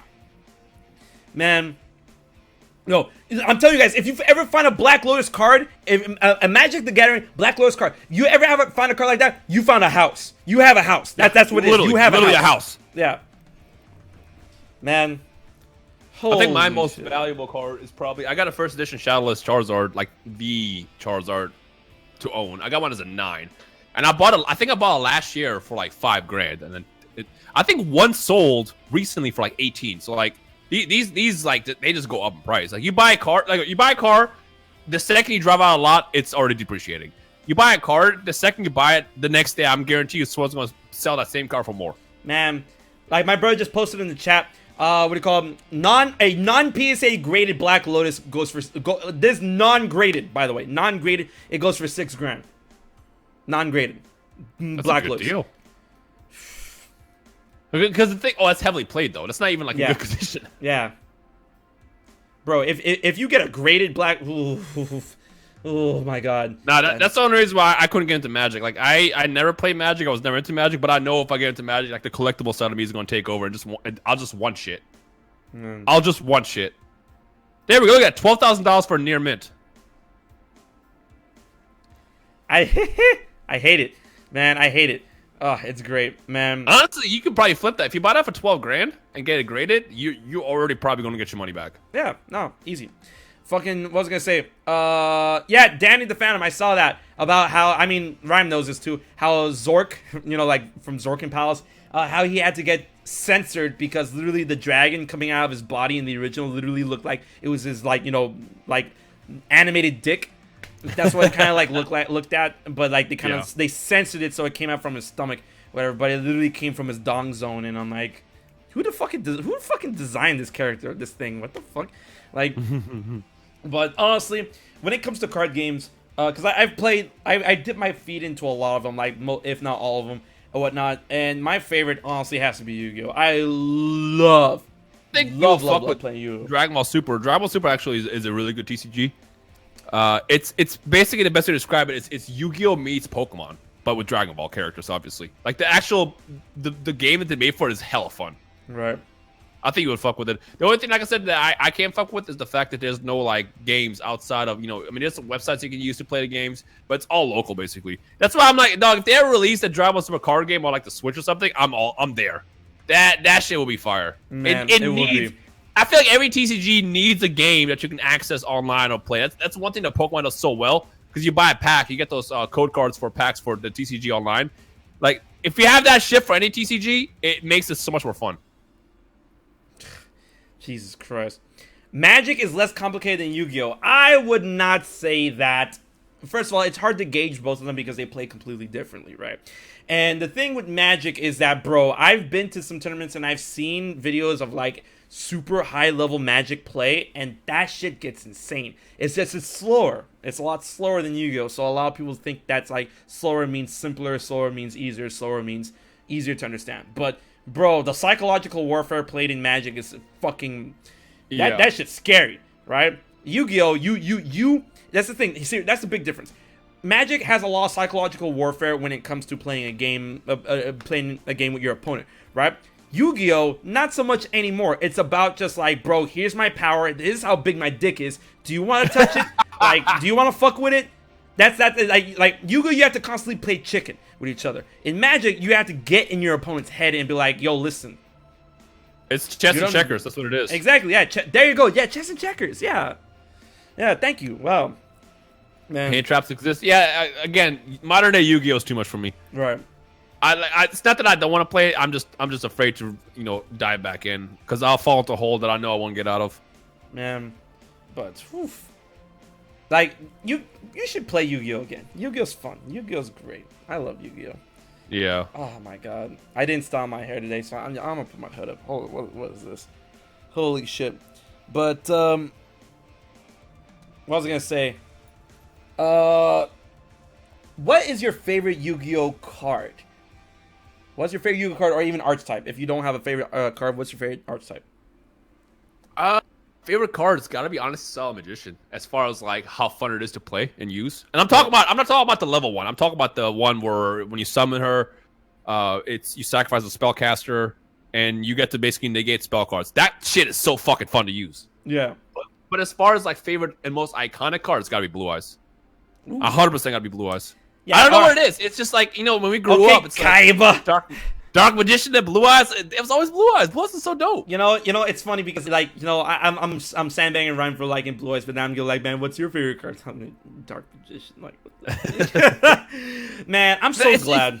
It's something about the classics, and I love the fact that they've gotten so much support over the last couple of years. Because, like, you know, they could easily just dump them off after Duel Monsters ended, and then they introduced GX and Zexal and whatever. No, they can bring them back. You know, Spirit Dragon, the White, all that stuff started coming out supporting Blue Eyes. You know, you got all the what's it called? Magic Navigation. What's it called? Yeah, there's Magical Navigation. There's Magical Navigation.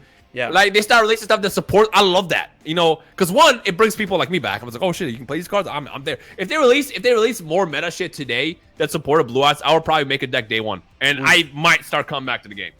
Man. But I mean, like, you have to be careful because, like my brother said, which I said earlier is true. Yu-Gi-Oh! Really is a game of chicken, and if you're chicken, you lose. You fucking lose turn one. That's what happens if you're a chicken. Holy shit! Are we gonna see more Yu-Gi-Oh! Content on your channel? Now, that's something I really want to fuck with. You know, but you know, what's the thing? I feel that the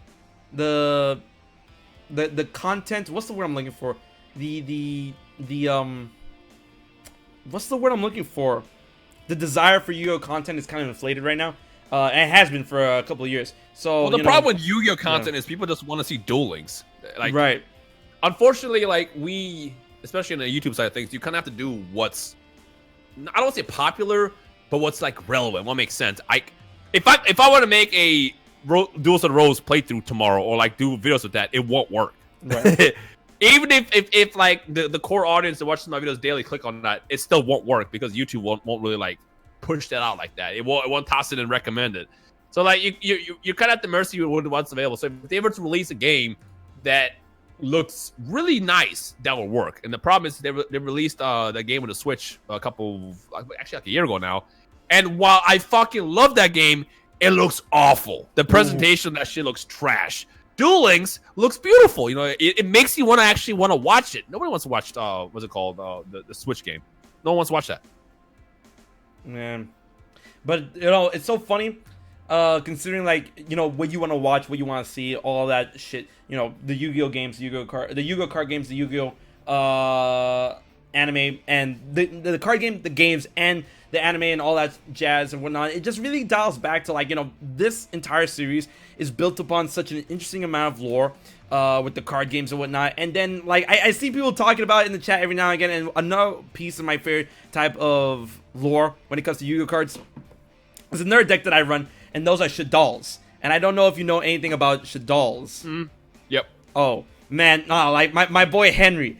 Oh man, he makes it such a funny story about that shit. Like, you know, if you guys don't know, Shaddolls, like the long and short of it is that, you know, the dark crystals, the power of shadow, makes them into shadow dolls. It takes cards that you already know, such as Winda, and I forgot who was the one that got turned into Shadow Beast. Anyways, one funny ass card lore that happened when it came to like the fight between Shaddolls, the shadow crystals, the regular crystal beasts or whatever.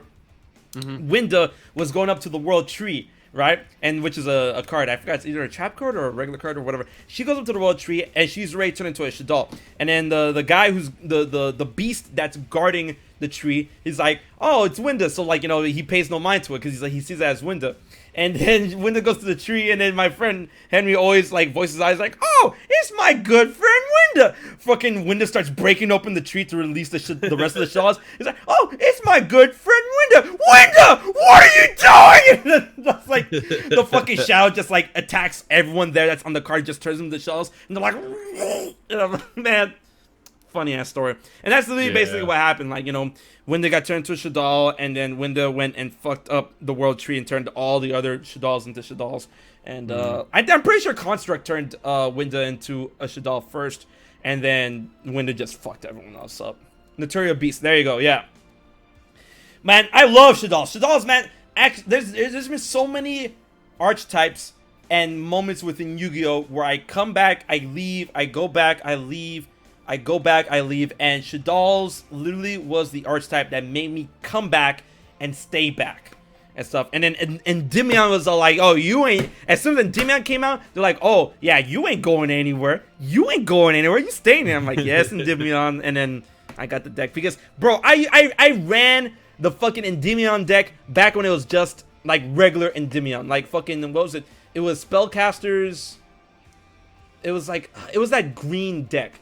And then Endymion became like Master of Magic or some shit or whatever the fuck.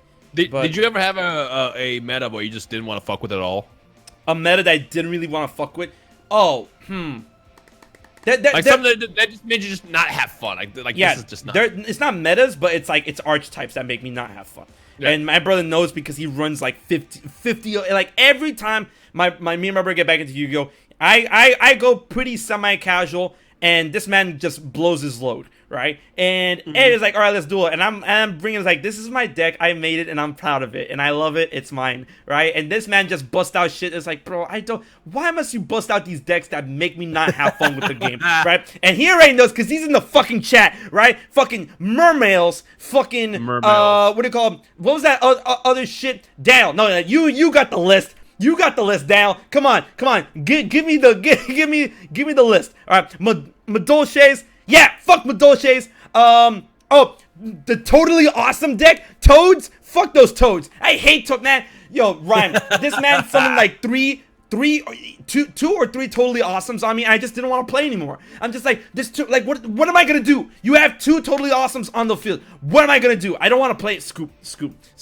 Right? I hate playing against Madolches. I hate playing against Mermails. I hate playing against the Toads are totally awesome. I hate playing against Kaijus. Man, fuck any type of deck that incorporates Kaijus in that shit. That shit gets me molding. I'm like, okay, here I am getting ready to do some shit. Tributes monster. Here's a Kaiju. How can I stop that? You can't block tributes. He's not destroying, targeting, or moving or banishing. How the fuck am I gonna stop a fucking tribute? I don't. There's no hand trap to that. Here's a Kaiju, man. You know that card that you want, you took so long to put out that you had to, like, all right, here's a card, there's a card, here's a demi. That's cool, bro. My turn. Have a Kaiju, man. Fuck that shit. Lava Golem looking ass. What else? Cards that I don't like. Lightsworns. I actually like fighting against Lightsworns. I hated playing against Blackwings back when they're at their prime. When Blackwings are at their prime, man, fuck Blackwings. Man, that shit was fucking annoying to fight. Man, it's like, I'm in the tournament, shuffle on my deck. Okay, what do you run? Blackwings. You know, my favorite thing about any meta or archetype is whatever people are running, they always have an excuse for it. It's like, well, just use this, just use that. You know, it's like, motherfucker, what if I don't have that in my hand? Right? Like, bitch. What do you want me to do? Like, the same shit would happen because think about Duel Links. You can't make a mistake at Duel Links. You basically, the thing about Duel Links is whoever goes second, you lose. Like, yeah, you go second, no. If you go first, you lose because you go first, you set up your shit, and then you lose next turn. And it's like if you don't have that one fucking form of defense in your hand or on field, like that's it. It's a wrap. Game over. 4,009 points. You're gone. You're not. That's it. Man. Exodia deck still exists. Exodia style decks. No, I find those funny. I don't hate on the Exodia style decks because you have to get shit right, and I appreciate that. So when it's funny when I see my opponent constantly drawing and dropping cards for at least a minute, then I automatically know it's one of two things. It's one of two things. It's either Exodia or it's either the spell counter burn deck. I should know because I ran both. So man, I fuck with that deck. I fuck with it, right? As soon like this is how I know it's either one of those two decks. As soon as I see that motherfucker summon Mystical Library, mystical spell Mystical Library, whatever, you guys know what I'm talking, Mystical Library. As soon as he drops that card, I'm like, I know what you're doing. I know what you're doing. Oh my god. Burn decks. I had a burn deck. It was my my Tempest Magician deck, and it worked. I actually, I got past like 4 rounds at one tournament using it, and then, but it's very high risk, high reward, right? Because if they have the right hand trap, or if you fuck up, then you're done. Like, this guy drops an effect Veiler, you're done. You lost. Because if you don't win in your first turn, like if you play first, you have more of a chance to win. If you play second, you have less of a chance, but you can still win. If you don't win in the first turn you play, you lose. That's the burn deck. You know, Royal Mystical Library. Thank you. So that's a deck I fucked with. What's another deck that I liked and like? I like what is it called? What was that fucking card called? Phoenix. I fucking love Phoenix. Oh wait, like Phoenix. Phoenix. Take it, Phoenix. No. Nephthys. That shit was fire. No. That shit was fire. Well, what was another one? What was it? God, it was Ghost Trick. Yeah, Ghost Tricks are funny. I like Ghost Tricks. Shaddoll's, I fuck with Shaddoll's. Like decks that I don't like playing against. I just hate black. Oh, there we go. I hate it. Yeah, this is what I hate about it. I hate Six Samurai, man. Fuck Six Samurai, man. That's a deck I hated playing against. Well, what you run, Six Samurai? I'm done, man. Take the W. I don't want to play you. Man, I don't like Six Samurai. Yo, Virtuoso's like, wow! Yo, fuck Six Samurai, man. That deck is great. That deck can suck my dick, man. That deck is great. How about, no, that deck is great. This dick is great, man. Like, fuck that deck. I hate Six Samurais, man. Fuck that deck, dude. Fuck that. Man, Six Sam smoke signal. I don't want to play no more. Like, oh my god. Trial of Hell is not a misprint. That's the original print. Yeah. Oh, wait, the very first print of LOB it was called Trial of Hell, and then they changed it to Trial of Nightmare. So if you actually have Trial of Hell and you get it graded into 10, that's very, very valuable. Go get it. What do you call them? Like, there's a difference between misprints and like straight up erratas afterwards. What's another one? Glad Beast. Yeah, Glad Beast was kind of annoying to go against, but I didn't hate it. I didn't hate going against Glad Beast. You know, like them constantly switching out and shit. Glad Beast is just annoying because you gotta wait for like an hour for the turn to end. Yeah, like, bro, just fucking draw your card. Right. See, I didn't dislike playing against it, like in the fact where like I'm not having fun where like it locks me down. It just, whoever plays Glad Beast, they take fucking forever to move. Yeah. And Daniel should know because this motherfucker used to run Glad Beast. He has a Glad Beast mat that we got him for Christmas one time. Test tiger looking ass. Get this rescue rabbit out of my face. Rescue cat, man. I hate it. Fucking God. Shit. Hater. I am a hater, man. Fuck Glad Beast. Man. I kind of skipped. I skipped out on the, because there was support that came out, and I wanted to fuck with it, but I skipped out on it. There was 1009 Restrict support that came out, with Millenniumized Restrict and shit. Yeah. And I'm like, maybe I should fuck around with this, but I never really got the chance to it, because I actually, back in the day, I used to run 1009 Restrict, back when Metamorphosis wasn't banned, because that card's fucking stupid. Oh my god. Do you remember that card, Metamorphosis? What does that one do? It's I'm free as fuck. I'm thinking about Massive Morph. No, you were thinking Megamorph. You're thinking Megamorph. Metamorphosis is the card that you play a card, sacrifice a monster on your side of the field, then you get to summon a fusion monster with the same level free on the field. Uh-huh. That's free! What the fuck? Like, Ryan's like, uh-huh. And I'm like, no, uh-huh. That shit's broken. Yo, they made some dumbass cards back in the day. And it's funny, because there was a post on Twitter not too long ago that people were like, man, I wish we could go back to the old style Yu-Gi-Oh! It was way more easier, simpler, and balanced. And I'm like, okay, listen. Easier, I'll give you that. Simple, I'll give you that. Balanced, you're out of your fucking mind. Because that OG Yu-Gi-Oh! Is not balanced. We had cards like Snatch Steal and Delinquent Duel and no. Delinquent Duel was bullshit. No. That card was bullshit. No, see, this is before Yada Rhyme. This is before Yada. So this like this Delinquent Duel era. That card was so stupid. Yo, like people were like, yo, Yu-Gi-Oh! Was balanced back in the day. Delinquent Duel, sacrifice 1,000 life points. Yep. You drop 2 cards. That's instant hand. That's instant hand advantage. Change your heart just a free fucking steal. Yeah, change your heart. I can run 3 change of hearts. I can run 3 snatch steals. I can run, bitch. If yo catch me running 3 delinquent duos. I'll sacrifice 3,000 life points. But guess what? You don't have a hand anymore. Like, what are you gonna do? Like, so fuck. Bye. Shit, man. 7 tools wasn't that busted. 7 tools wasn't that busted. But at the same time, it's like when you look at the cards that we had back in the day and compared to literally Dragoon, which just came out. Like, I do kind of miss the whole era. Dragoon is still fucking busted. Yeah, no, Dragoon is fucking stupid. I was reading that card. I don't play today's game, but like when that shit came out and I was reading, I'm like, wait, is this fucking real?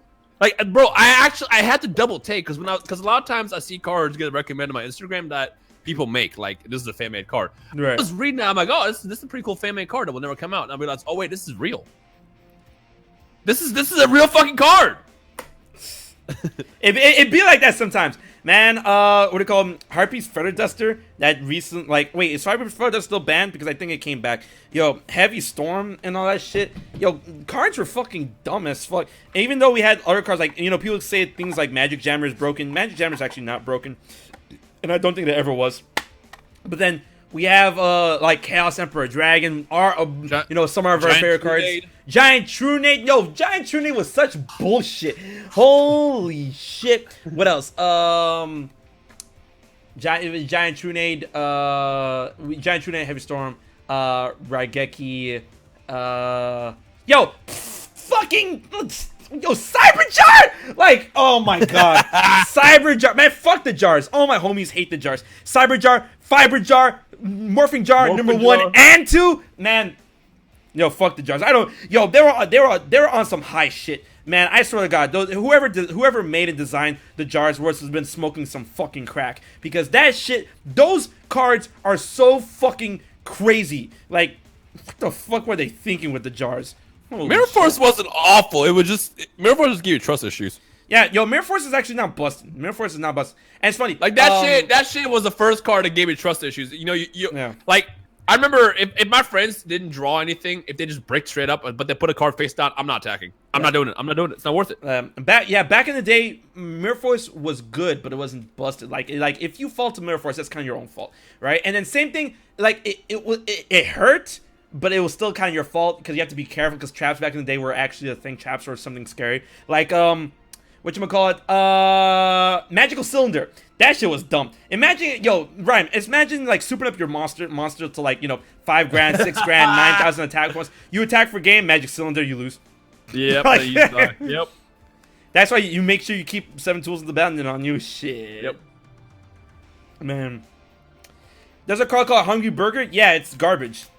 The Hungry Burger is like one of the first ritual monsters that came over to Worldwide. It's trash. Same thing with Crab Turtle. Crab Turtle, Hungry Burger. Those cards were fucking dog shit. Oh, but they're ritual monsters, so they must be good. Nah, man. And then it's funny because even though he's one of my favorite cards, Magician of Black Chaos is actually fucking trash. There is no reason to run him at all. No, well, he was good, but they didn't get around it. No. You're thinking of Dark Magician of Chaos. I'm talking about Magician of the Black ritual, Chaos. The ritual. Yes. The ritual card that does nothing. Yes, that does nothing. Yeah, that card's trash. Yeah, he's trash. Magician of Black Chaos. It's so funny because Yu-Gi-Oh! The show hyped him up so much. And then it's funny because when I summon the ultimate magician, the Magician of Black Chaos, and then Pegasus is like, no, not him. And I'm like, okay, I'm hyped. I get the card. Yo, this card's fucking whack. Like, the fucking vanilla card that does nothing. This vanilla ass card, man. Like, they made up for it later. When he came out in IOC, like that shit was fire. No, it's funny. And he was broken back in the day. It's funny. His IOC version actually came out before Black Chaos came out.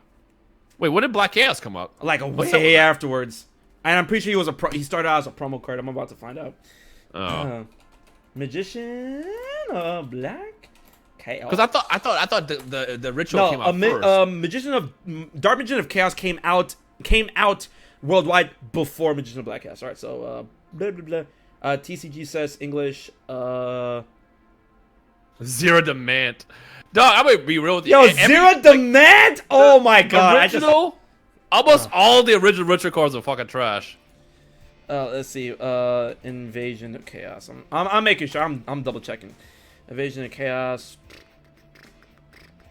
Oh yeah, bro. Damn, bro. Oh, Joe, this is gonna trigger you, Brian. Invasion of Chaos came out 2004, and that's when Dark Magician of Chaos came out. Magician of Black Chaos came out in the premium pack Yu-Gi-Oh! Trading card game in 2007. So it came out after. Yeah, wow. Magician of Black Chaos came out I'm mad 3 years after. Math in my head for a second. I was like, wait, the math doesn't make sense.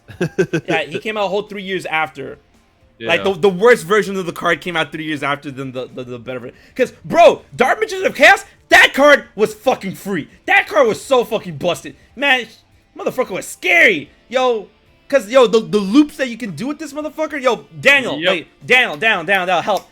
Because I remember there was a very specific, and this is what landed him on the ban list. There was a very specific loop with Dark Magician of Chaos. What was it? There was a stupid ass loop. Like, ooh. Wasn't it the one with Monster Reborn? It was with Monster Reborn, where like it keeps dying and then you reborn it and then it keeps getting its free attack or some shit. Oh my god. I forgot. Ugh. Maybe if I look at the first ruling before I got errated. Alright, let's see. Original. When this card is normal summon spell summoning successfully, you can add one spell card to your from your graveyard to your hand. Oh, you recycle Monster Reborn. Holy shit. Alright. When this card is destroyed or removed from the field, it is removed from play.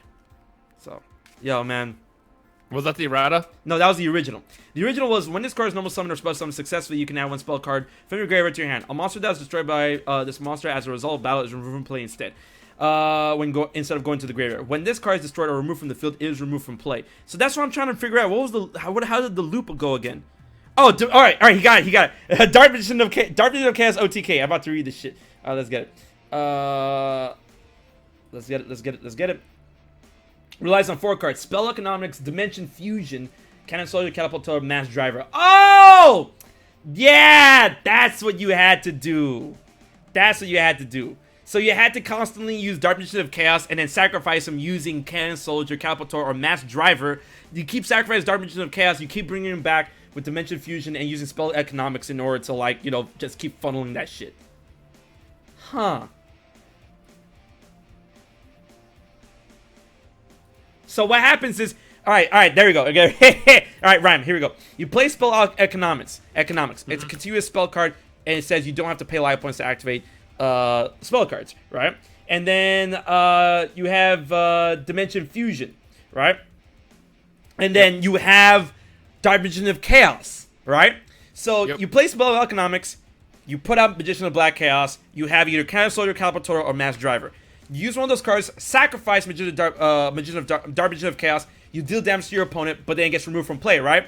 You have Dimension Fusion in your hand. You activate Dimension Fusion in your hand. You don't pay life points. You summon Dark Magician of Chaos back from the banishment zone. He gets successfully spell summoned. You get a magic card back from the graveyard. You get Dimension Fusion back. Rinse and repeat. This card is stupid, man. Oh, fuck.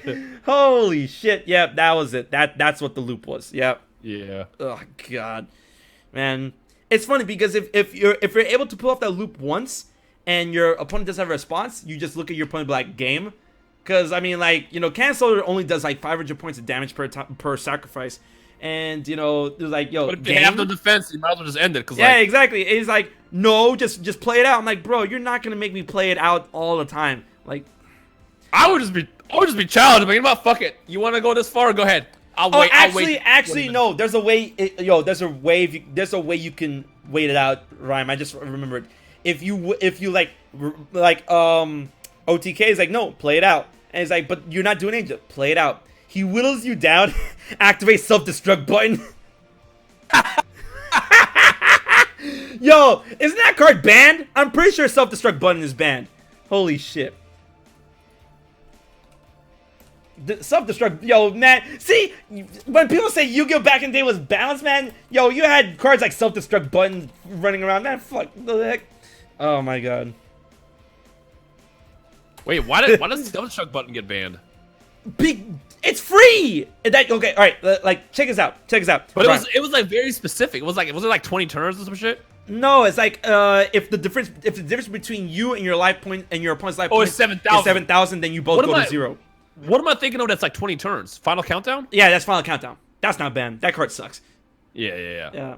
This shit's hella banned because, like, if you guys don't understand why this is banned, it's because just play the game and, you know, kill yourself to the point where you're down, where you make up the deficit, or if you give your opponents enough, like, you know, upstart goblins or whatever the fuck. Just, you know, play it out to make that difference. And then it's like, all right, I win. It's like, no, self-destruct button. We both lose. We both get one game. And then all I have to do is just mow you over one more time, and then I get the set. That's it. I get match.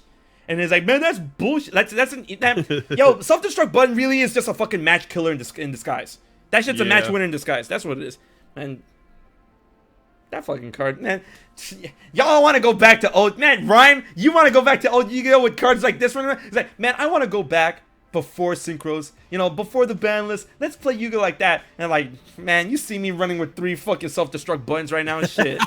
Holy shit. The funny thing is, I always look back and think, man, why would anyone ever use this fucking card? Yeah.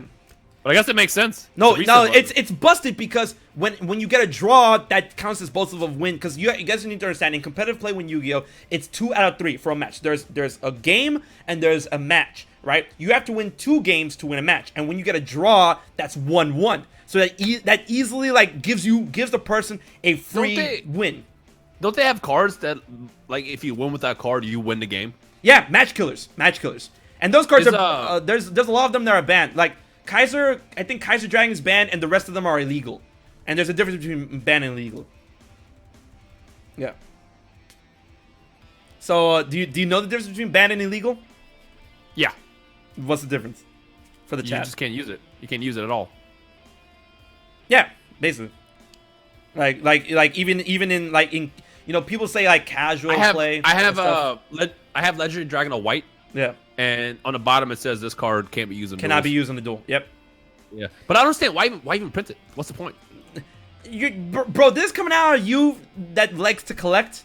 Really? Is that why? Yeah, is this for collectibles? Yeah, collectibles, man. They're mostly used as trophies. Like, you know, people who, you know, top at Yu-Gi-Oh tournaments, they each get one of those things. Yeah. Yeah, most match winners are illegal, but Victory Dragon is straight up banned because Victory Dragon actually, it's not Kaiser Dragon, it's Victory Dragon. Victory Dragon actually came out in a set, so he was running around for a good minute, and I'm like, bro, no, disgusting. God cards they were printed as part of a game promo. Yeah, so the God cards in Worldwide Edition, I think was what it's called. The original God cards were hella unplayable because they sure, you can collect them and they look like Yu-Gi-Oh cards, but like they look like Yu-Gi-Oh cards that were made by Yu-Gi-Oh, but they're not really Yu-Gi-Oh cards. Because I'm gonna use this as an example right here. Wait, is this not a good card? Oh, whoa, I want to do it with a non-hollow really quick. All right, so in the original God cards, which are the ones that look exactly how they do in the show, the backs of the cards doesn't have the logo. It doesn't have either of the logos, and the backs actually corresponded with the color of the card itself. So the back of Obelisk was blue, and the back of Ra was yellow, and the back of Cypher was red, right? Yep. So they were hella unplayable, even if you want to buy a sleeve, if you want to go with sleeves. And then also, they didn't have effects. They, you know, they just had words. Like, you know, it's like, right, and it was like Dragon, Divine Beast, this, Divine Beast that. But playable versions were eventually made, and you know they're running around. People try to make decks around them and stuff, but I feel the most viable out of all of them is Slifer. And it's funny because in the show, why Slifer? Oh, because bro, the effects of Slifer is fucking crazy. Like, well, no, I agree. I fucking love Slifer the most, but Obelisk was the one that couldn't be targeted, and that's what people like the most. Yeah, but I'm pretty. And that shit always pissed me off. I'm like, why the fuck is Obelisk the only one you can't target? I'm pretty sure Raw, like the original Raw, you couldn't target. And I think in the show. Right, I'm making sure. But as far as you know, the cards, only Obelisk wasn't able to get targeted. Slifer I fucking love because it's just like it forced your opponent to have to always summon like set, because if they summon an attack mode, they just die. Right. Okay. So yeah, Obelisk. Yeah, Obelisk is the only one that can't be targeted, but all of them are the summon, and the turn of summon they cannot activate effects. So for Slifer, you cannot negate its summon, and the turn its normal summon, you can't activate effects. But Obelisk cannot be targeted. So I mean, okay, yeah, but I mean, like whatever. And then Obelisk, it does the fucking, you know, the field clear shit when you sacrifice 2 monsters. That like, sure, I get that shit was kind of useless though. I know. Like, you just want that big ass beat stick, you know, 4 grand on your field. But I mean, I feel like, you know, that's the thing. There's not a lot of utility around Obelisk. So that's why I prefer Slifer, because Slifer could just, that dude gets on your field, he can fuck you up. Yeah, you just control the field. It's like, if they summon, they lose it. Basically, they were forced to set, because if you set it and flip it that way, it doesn't actually get destroyed by the effect. Right. Ra's the most support now. He did get a lot of support over the course of the last, because Ra years. sucks. Like, Ra, when he first came out, he sucked. And then they had to make Sphere Mode, and Sphere Mode was like a lot better. But then they're like, oh, that one still sucks, and they gave him fucking Burning Phoenix Mode. And I'm like, yo, that's bullshit. Like, it's not my fault that you can't, that when the card first came out, the card blows. Man, Ra was fucking garbage when it first came out. And then Sphere Mode gave him like a lot of the shit that he had in the show, and then Phoenix Mode gave him like the rest of it. Yeah. Ugh. I'm about to read off this shit right now, man. Oh yeah, he's about to get more support because they're releasing the Ghost Rare Raw in like 2 weeks. So I'm excited about another Raw? It's the original art. It's the playable version of the card, but it's a Ghost Rare. It's the first Ghost Rare to come out since like 2009. Oh, I don't give a fuck if it's the same. If it's the same Raw, the fuck. All right, so like this is the Winged Dragon of Raw, the original one, right?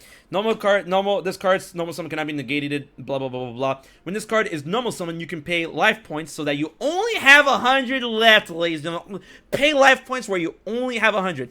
Garbage. And this card gains attack and defense equal to the amount of life points paid. You can also pay 1,000 life points and target a monster on the field and blow it up. Man, I'd love to. If your first effect didn't just fucking wrang me dry.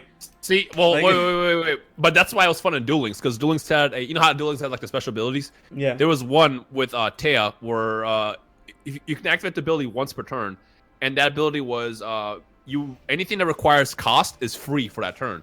So you would summon Raw and basically just clear the entire field. Man. Stuff like that was fun. You also combined with Cyberstein too. Just pop Cyberstein out, but just get a free summon. God, why are you bringing up these man? Cyberstein. That's the Yu-Gi-Oh you want to play. You don't want to play this new meta crap. And here's the thing. Here's the thing. And there's a question I want to post to the chat and whatnot in order to gauge interest. All right. Considering how busted Yu-Gi-Oh was back then and how fucky Yu-Gi-Oh is now, if you had the choice of one type of meta, what would you rather play? Yu-Gi-Oh how it first came out, or Yu-Gi-Oh as it is now? Considering all the fucky shit that's in both. I still go with the original, man. Really? Because think about it. Back then, you had there were a limited amount of things that you'd be worried about. Today, you have multiple different archetypes to think about. I mean, earlier you named 6 that you don't want to duel. You like 6 samurais, you like mermaids, right. We didn't have that many. I mean, to be honest, I guess you could also say, well, you have more freedom to run multiple shit today, whereas back then you only worry about the same 4 cards. But still, I don't know. I just feel like the original shit is just more fun. But my brother puts up a good point. Back in the day, there was no counterplay. There really was no counterplay. If someone had a certain card, used it. I mean, how the fuck are you gonna get past it? You don't. Man. I don't know. Yu-Gi-Oh is such a lawless land throughout its entire evolution. But man, I love this game so fucking much. But yeah. Counterplay was ass back then. It was. It really was. Because I mean, okay, so imagine you going against because there was no real archetypes in the deck. People were just putting shit together, and whatever got glued together works. The first ever archetype, I believe, was either spirits or those stupid weapon monsters. I think that was the first archetype to exist in the first kind of real archetype. The spirits or those weapon things. And you know what I mean by the weapon things, butterfly dagger, gravity axe. And that shit was busted. That shit was busted. Man, it was just Yu-Gi-Oh is really the in real life will patch it out later. That's really what it is. That's really what it is. And fucking around with that kind of deck. I mean, back in the day, I used to run a deck that I tried to because I knew there was so much fucking shit that could happen in Yu-Gi-Oh. So back in the day when everything was archaic, I tried my hardest to shut everything down as much as I could. So I ran a really trap heavy deck to the point where I would get 5 traps out and it would be on the field. I would run things like Emperor's Holiday, Emperor's Holiday, Skill Drain, what else? Begone Knave, all these continuous traps that kind of crippled my opponents from trying to do stuff, and I was just summon monsters. I'm what are you gonna do about it? Nothing. That's right, attack. Well, speaking of which, remember Cold Wave? Oh my god! Oh. Yo, do you know about Heat Wave though? No, what does that one do? It is how there's a thing that me and my friends like to call the dummy cards, where literally they're literally detrimental versions of cards that exist that serve literally no purpose, right? And Heat Wave is one of them, right? This card can only be activated at the start of main phase 1. Neither player can normal or special summon an effect monster until my next draw phase. So what's the point? Exactly. What's the point? Because key phrase, you also can't special summon. So what's the point? Yeah. Man. I mean, maybe if you have a field full of shit and you're outnumbering your opponent, you can toss that out so then you can clear out their field and then they can't do anything next turn. Man. Uno skip card. Oh, wait. Oh! No, wait. I'm thinking. No, you're right. Virtuoso, that's not Heat Wave. Heat Wave, I was thinking about it when I was reading it. I'm wait a minute. Heat Wave doesn't really sound so bad. What I was thinking about is Cold Feet. There you go. Cold Feet. This is the other version of Cold Wave, right? This is it, Rhyme. Ready? Okay, yeah. Alright, quick play. You cannot activate, set, or use effects of any spell or trap this turn. Why? Is there something that goes with that? No. What's the point? No. There's no card that says for this turn every effect is opposite and affects your opponent instead. Like what? Like bad reaction to Smoochie? Like yeah, exactly. Man, like okay, you know the card. Here's another one. You remember the card, the Forceful Sentry? I feel like I remember, but I don't remember the effect. Yeah, it's what do you call them? It was pretty busted. I'm pretty sure it was banned at one point, but not anymore. Oh, it's still banned. Oh, it's limited. Yeah, wait. Yeah, it's banned. All right, yeah, Forceful Sentry is banned. All right, so this is what it does. Look at your opponent's hand. Select one card among them and return it to the deck. The deck is then shuffled. So I get to look at your hand and I get to send a card back to your deck for free, right? Mm-hmm. That's a Forceful Sentry. Then we have the Humble Sentry. Reveal your own hand. Choose one card and shuffle it back into the deck. But why? Like the only way I can think of that as useful is, let's say you have a card so you can see the top of your deck and you see the next 5 cards are what's coming out, and then you want to shuffle. That's the only effect I can think about that you can use it with. Like you just want to sacrifice a card from your hand to get a free shuffle. That's it. Yeah, because like I mean, think about it. Because I forgot what it is. There's one card that lets you look at the top of your deck and rearrange, like 3 cards or 5 cards, and if you know the next 5 draws fucking suck, maybe that could help you out. But like, even then, it's like, why? That has real purpose. Wait. 4C does make a good point. It's like it has a good like they're saying it right. It's like it has a good point. All right, I'll give y'all that. Is Infernities, and Infernities, you don't know what Infernities are? No. All right, so Infernities, it's an archetype that revolves around handless play. So like the sooner you can drop your hand, the better, type shit. Right? So okay, I'll give you that. Fine, Infernities. All right, that's the one thing. That's the one deck that the Humble Sentry works in, Infernities. All right, so yeah. I will look into Infernities, because like if you can get them off. But I mean, like, who runs Infernities? Painful Choice. What does Painful Choice do again? Oh, Painful Choice. I know that. Yeah, Painful Choice. That shit's got. I think that's just banned too. Let's see. Yeah, Painful Choice is still banned. All right, select. Oh, ooh, yeah. Select 5 cards from your deck and show them to your opponent. Your opponent selects 1 card among them and adds them to your hand and discards the remaining. Oh, that's busted. Yeah, yo, that card's never coming back. Holy shit, that's free as fuck. Holy shit. You search out 5 cards, right? And then you have the possibility of getting one of those to your deck, and then the other 4 get dumped to your graveyard. Yo, that's like a free search. And then you just bring them back. Yeah, that's free, dog. That's free 5-card search. Yeah, that card's never coming back. Holy shit. Oh, my God, I forgot about this card. That card is never. No, that card's never leaving the ban list. Holy shit. Oh my God, that card's never coming back. Apparently, there's more versions of Painful. There's Painful Decision.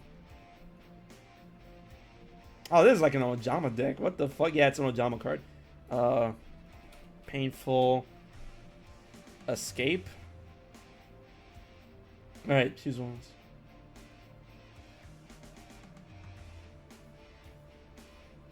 Huh. Okay, so Painful Return. Your opponent chooses 1 monster in your graveyard. During the end phase, add that monster to your hand. I mean, like, yeah. It's alright. Painful Escape. Let's see. Monster. Yeah, this has nothing to do with the other Painful cards. Holy shit. Yo, PK Sparks in the house. What's good? Yo, we still need a duel, man. We still need, when the world is back to everything. I'm ready. I am ready, my dude. Holy shit. But yeah. Not banished, bro. Painful Choice is an old ass card. That card, I'm pretty sure Painful Choice came out as Spell Ruler, aka Magic Ruler. And bro, I'm pretty sure I pulled it. And back in the day, cards were limited so much. Like, oh, if Painful Choice existed now, that would be disgusting. That would be disgusting. And what was another card? We were talking about this earlier in stream, and then Dan already knows, and PK should know. Fucking, do you know the effect of Kaiser Coliseum? Not off tops. All right. All right, here we go. Dude, this card's banned, but it ran around so long. Kaiser Coliseum. As long as I control a monster, you cannot summon more monsters than me. What's the catch? No, that's the catch. As long as I have a monster, you cannot play a monster that will result in a number that will result in you having a higher number of monsters than me.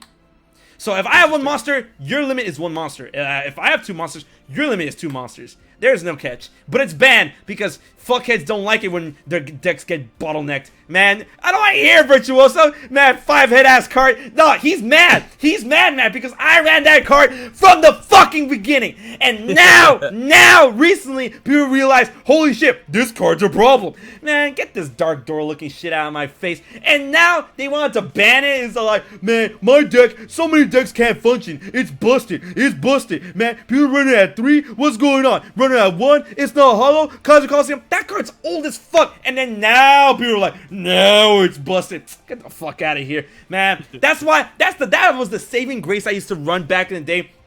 That made me not afraid of fucking 6-Sams and what do you call it? 6-Sams and Black Wings and shit. Like, oh man, this guy has Black Wings. Oh, first turn draw, Kaiser, dope. Kaiser, what you gonna do now? What do you mean? And then a lot of people are like, what's Kaiser do? Like, you'll find out. You'll find out. Like, you'll see. All right, I play Soraka. Okay, I play Gale. No, you don't. What do you mean, no, I don't? No, you don't. Kaiser. And then they read Kaiser like, well, what the fuck is this card? And then people were bitching and moaning. I'm pretty sure Kaiser's not even banned in Japan. I'm about to find fucking out. Are the ban lists different in Japan than they are here? Oh, yeah, there's different ban lists. There's OCG and TCG. So, what's the difference between OCG and TCG? It's just that any cards in Japan are called OCG, which is the official card game. Any cards made outside of Japan, worldwide, is TCG, the trading card game. Right. Yeah. So, Rhyme! Hold me back! Rhyme! Hold me back! Rhyme! This card is unlimited in Japan! It's unlimited in Japan! That's funny. And it's still banned it's still banned in TCG. I'm malding. I am legit big mad. Fuck everyone who complained about this card. Fuck you. Fuck Virtuoso. Fuck Black Wings. Fuck your cards. Fuck your decks. Anytime you guys complain about a card possibly bottlenecking your free ass summons, I was there with Kaiser Coliseum at my ready. Japan knows shit. This is bullshit, man. I hate it. Rhyme, I hate it. I'm sorry. Oh my god. I feel that. Check out Mystic Mind. What does Mystic Mind do? I heard about Mystic Mind. I think that was like after I came back. Card of Safe Return. Oh, fuck that card.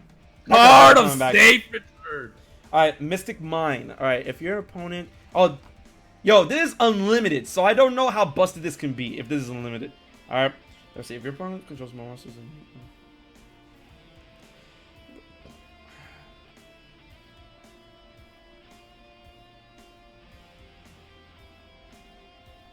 Oh, yo, Mystic Mind is just a fucking watered down version of Kaiser. Man, get this beta shit out of my face. What the fuck?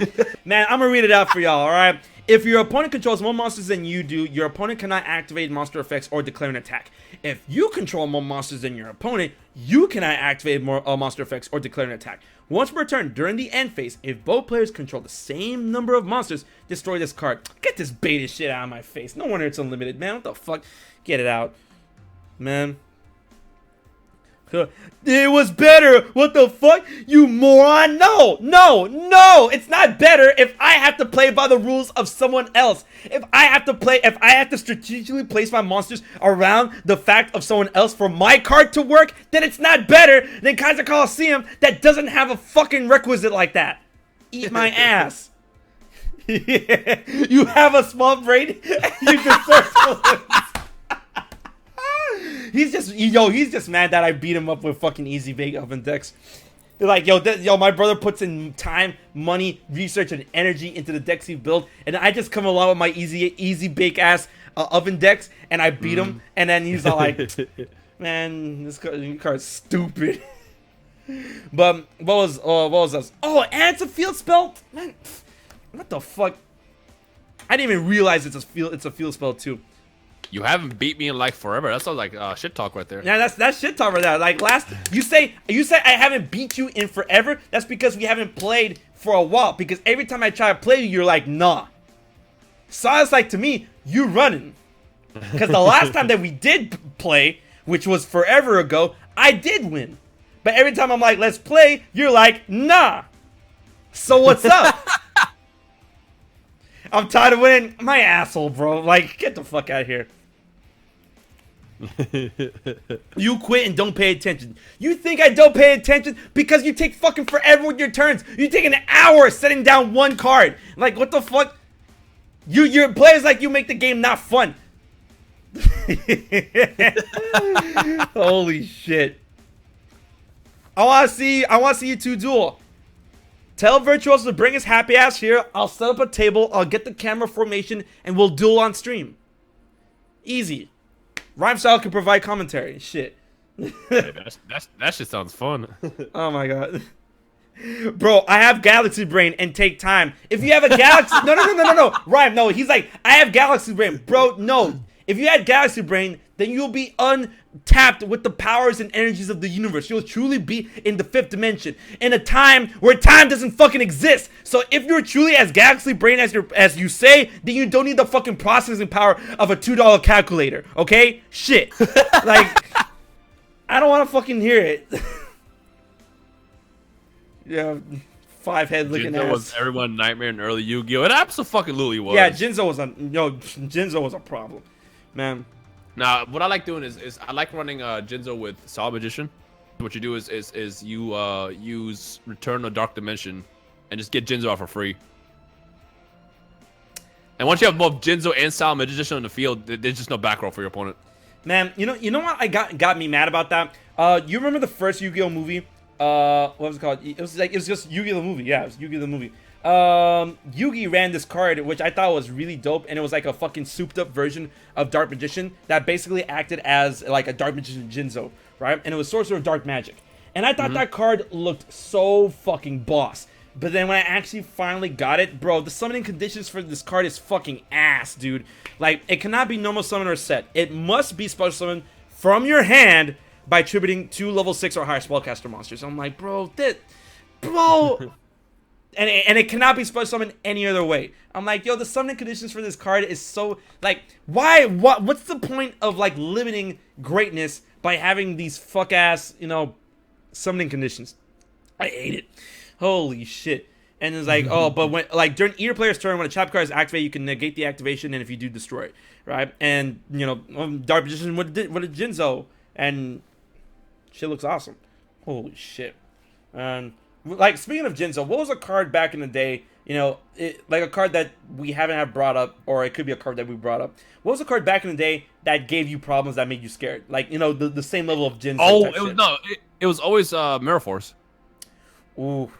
The thing about Mirror Force is a lot of my friends didn't have it, but the ones that did, I just didn't want to duel because I know that, like, it'll be face down first turn every single time. Right. It's like, I set one card face down. I end my turn. You just happen to always get that card first. Okay, I'm not gonna question that. I'm just not gonna attack.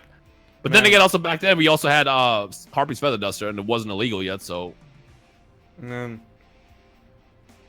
But another one that kind of terrified me, because Mirror Force, it got other versions, like it had the elemental Mirror Forces, which were cool for a while, but not anymore. Oh, here's the thing. I don't know if you ever experienced this, because this is around Magic Ruler, Spell Ruler, right? In middle school, this shit got me super mad, where, like, this is how you knew people didn't really understand truly how Yu-Gi-Oh was played. And the same shit happened with another card that we're going to talk about in a little bit, and then we're probably going to wrap it up. And Mystical Space Typhoon, MST, right? Back when that first came out, people thought that card negated. Yes! I was people. You were people? I hate people. When I found out, you're people. You're peoples. Dog. Oh my god. He's people. Bro, when I found out I'm a fucking idiot and never misusing that card my entire childhood, it was the biggest fucking lie of my adulthood. I was so fucking mad. I'm like, really? This entire time I've been using that shit wrong? No, I hate people too. I hate myself for that shit, because I definitely used to use that shit in a way to negate, and I am mad that I was just a fucking idiot. Man. Dude, so, Daniel, you're still here. Every fucker that was running around back in the day in middle school with MST, everyone thought it negated. And then it was like, I activate this, MST, okay, it still goes through. No, it destroys the card. I'm like, yeah, it destroyed the card, but it didn't negate the effect. It destroyed the card, though. How can it be activated if I destroyed the card? in Section Yeah, no, A that of the Yu-Gi-Oh rulebook. Like that, I definitely use that shit wrong.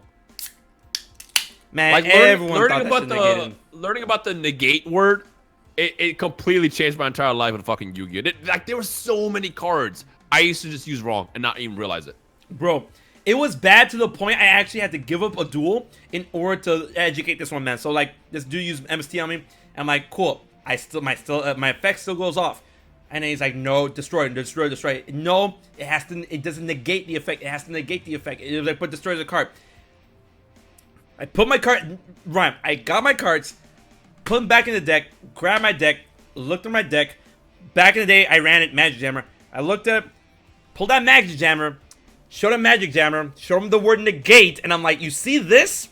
You see this word? You see this word, right? Negate the activation of a magic card and destroy it. You see that, right? Yep. This is what negates. MST does not do that. And then he looked at the card and he looked. He was like, oh, right. And I'm like, man, whatever. So that's part one. That's part one where Rhymestyle was people's. Part two. I was playing Yu-Gi-Oh, and this motherfucker, get this.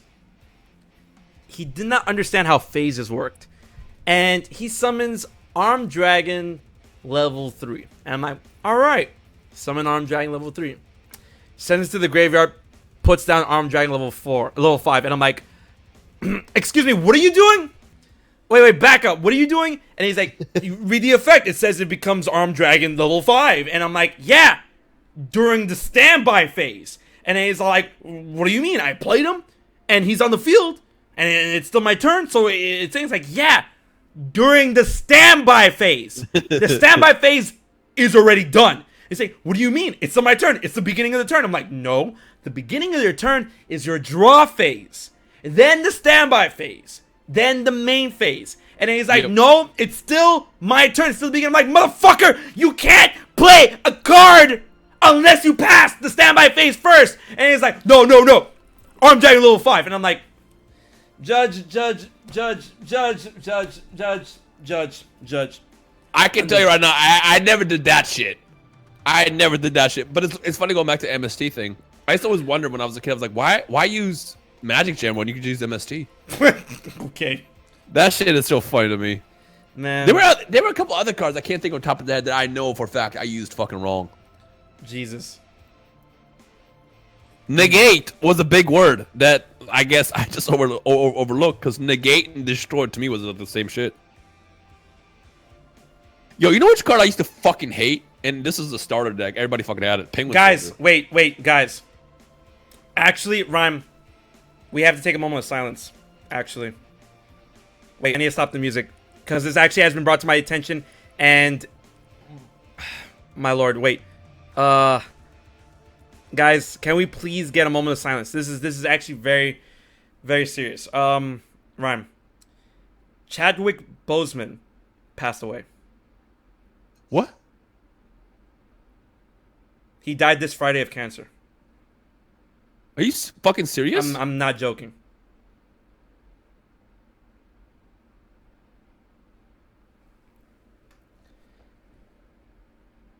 And then, if you guys don't recognize the name, he was most famously known for portraying Black Panther in the Marvel Cinematic Universe.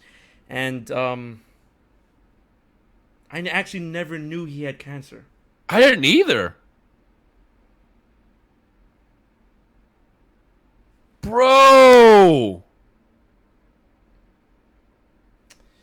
Wow. Yeah, guys. So I mean, I said it was I was gearing up to wrap it up, but I mean, like, honestly, yeah, this seems like the time to wrap it up. And I honestly hate to leave you guys on a somber note like this, but man, and I like to thank Rhymestyle for an amazing, awesome episode of the Fifth Dimension. But yeah, this one's pretty rough. Yeah. Rest in peace, rest in power. Phenomenal actor. I've seen his works beyond that of Black Panther, Avengers: Infinity War, Endgame, and Captain America: Civil War. But that's truly a loss. But yeah. Thank y'all so much for coming out to the Fifth Dimension. Hopefully, I will see you again next week, Friday, and stay safe and take care of each other.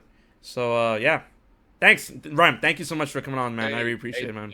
Yeah, thanks for having me. All right, so guys, yeah, until the next one, we'll check you guys later.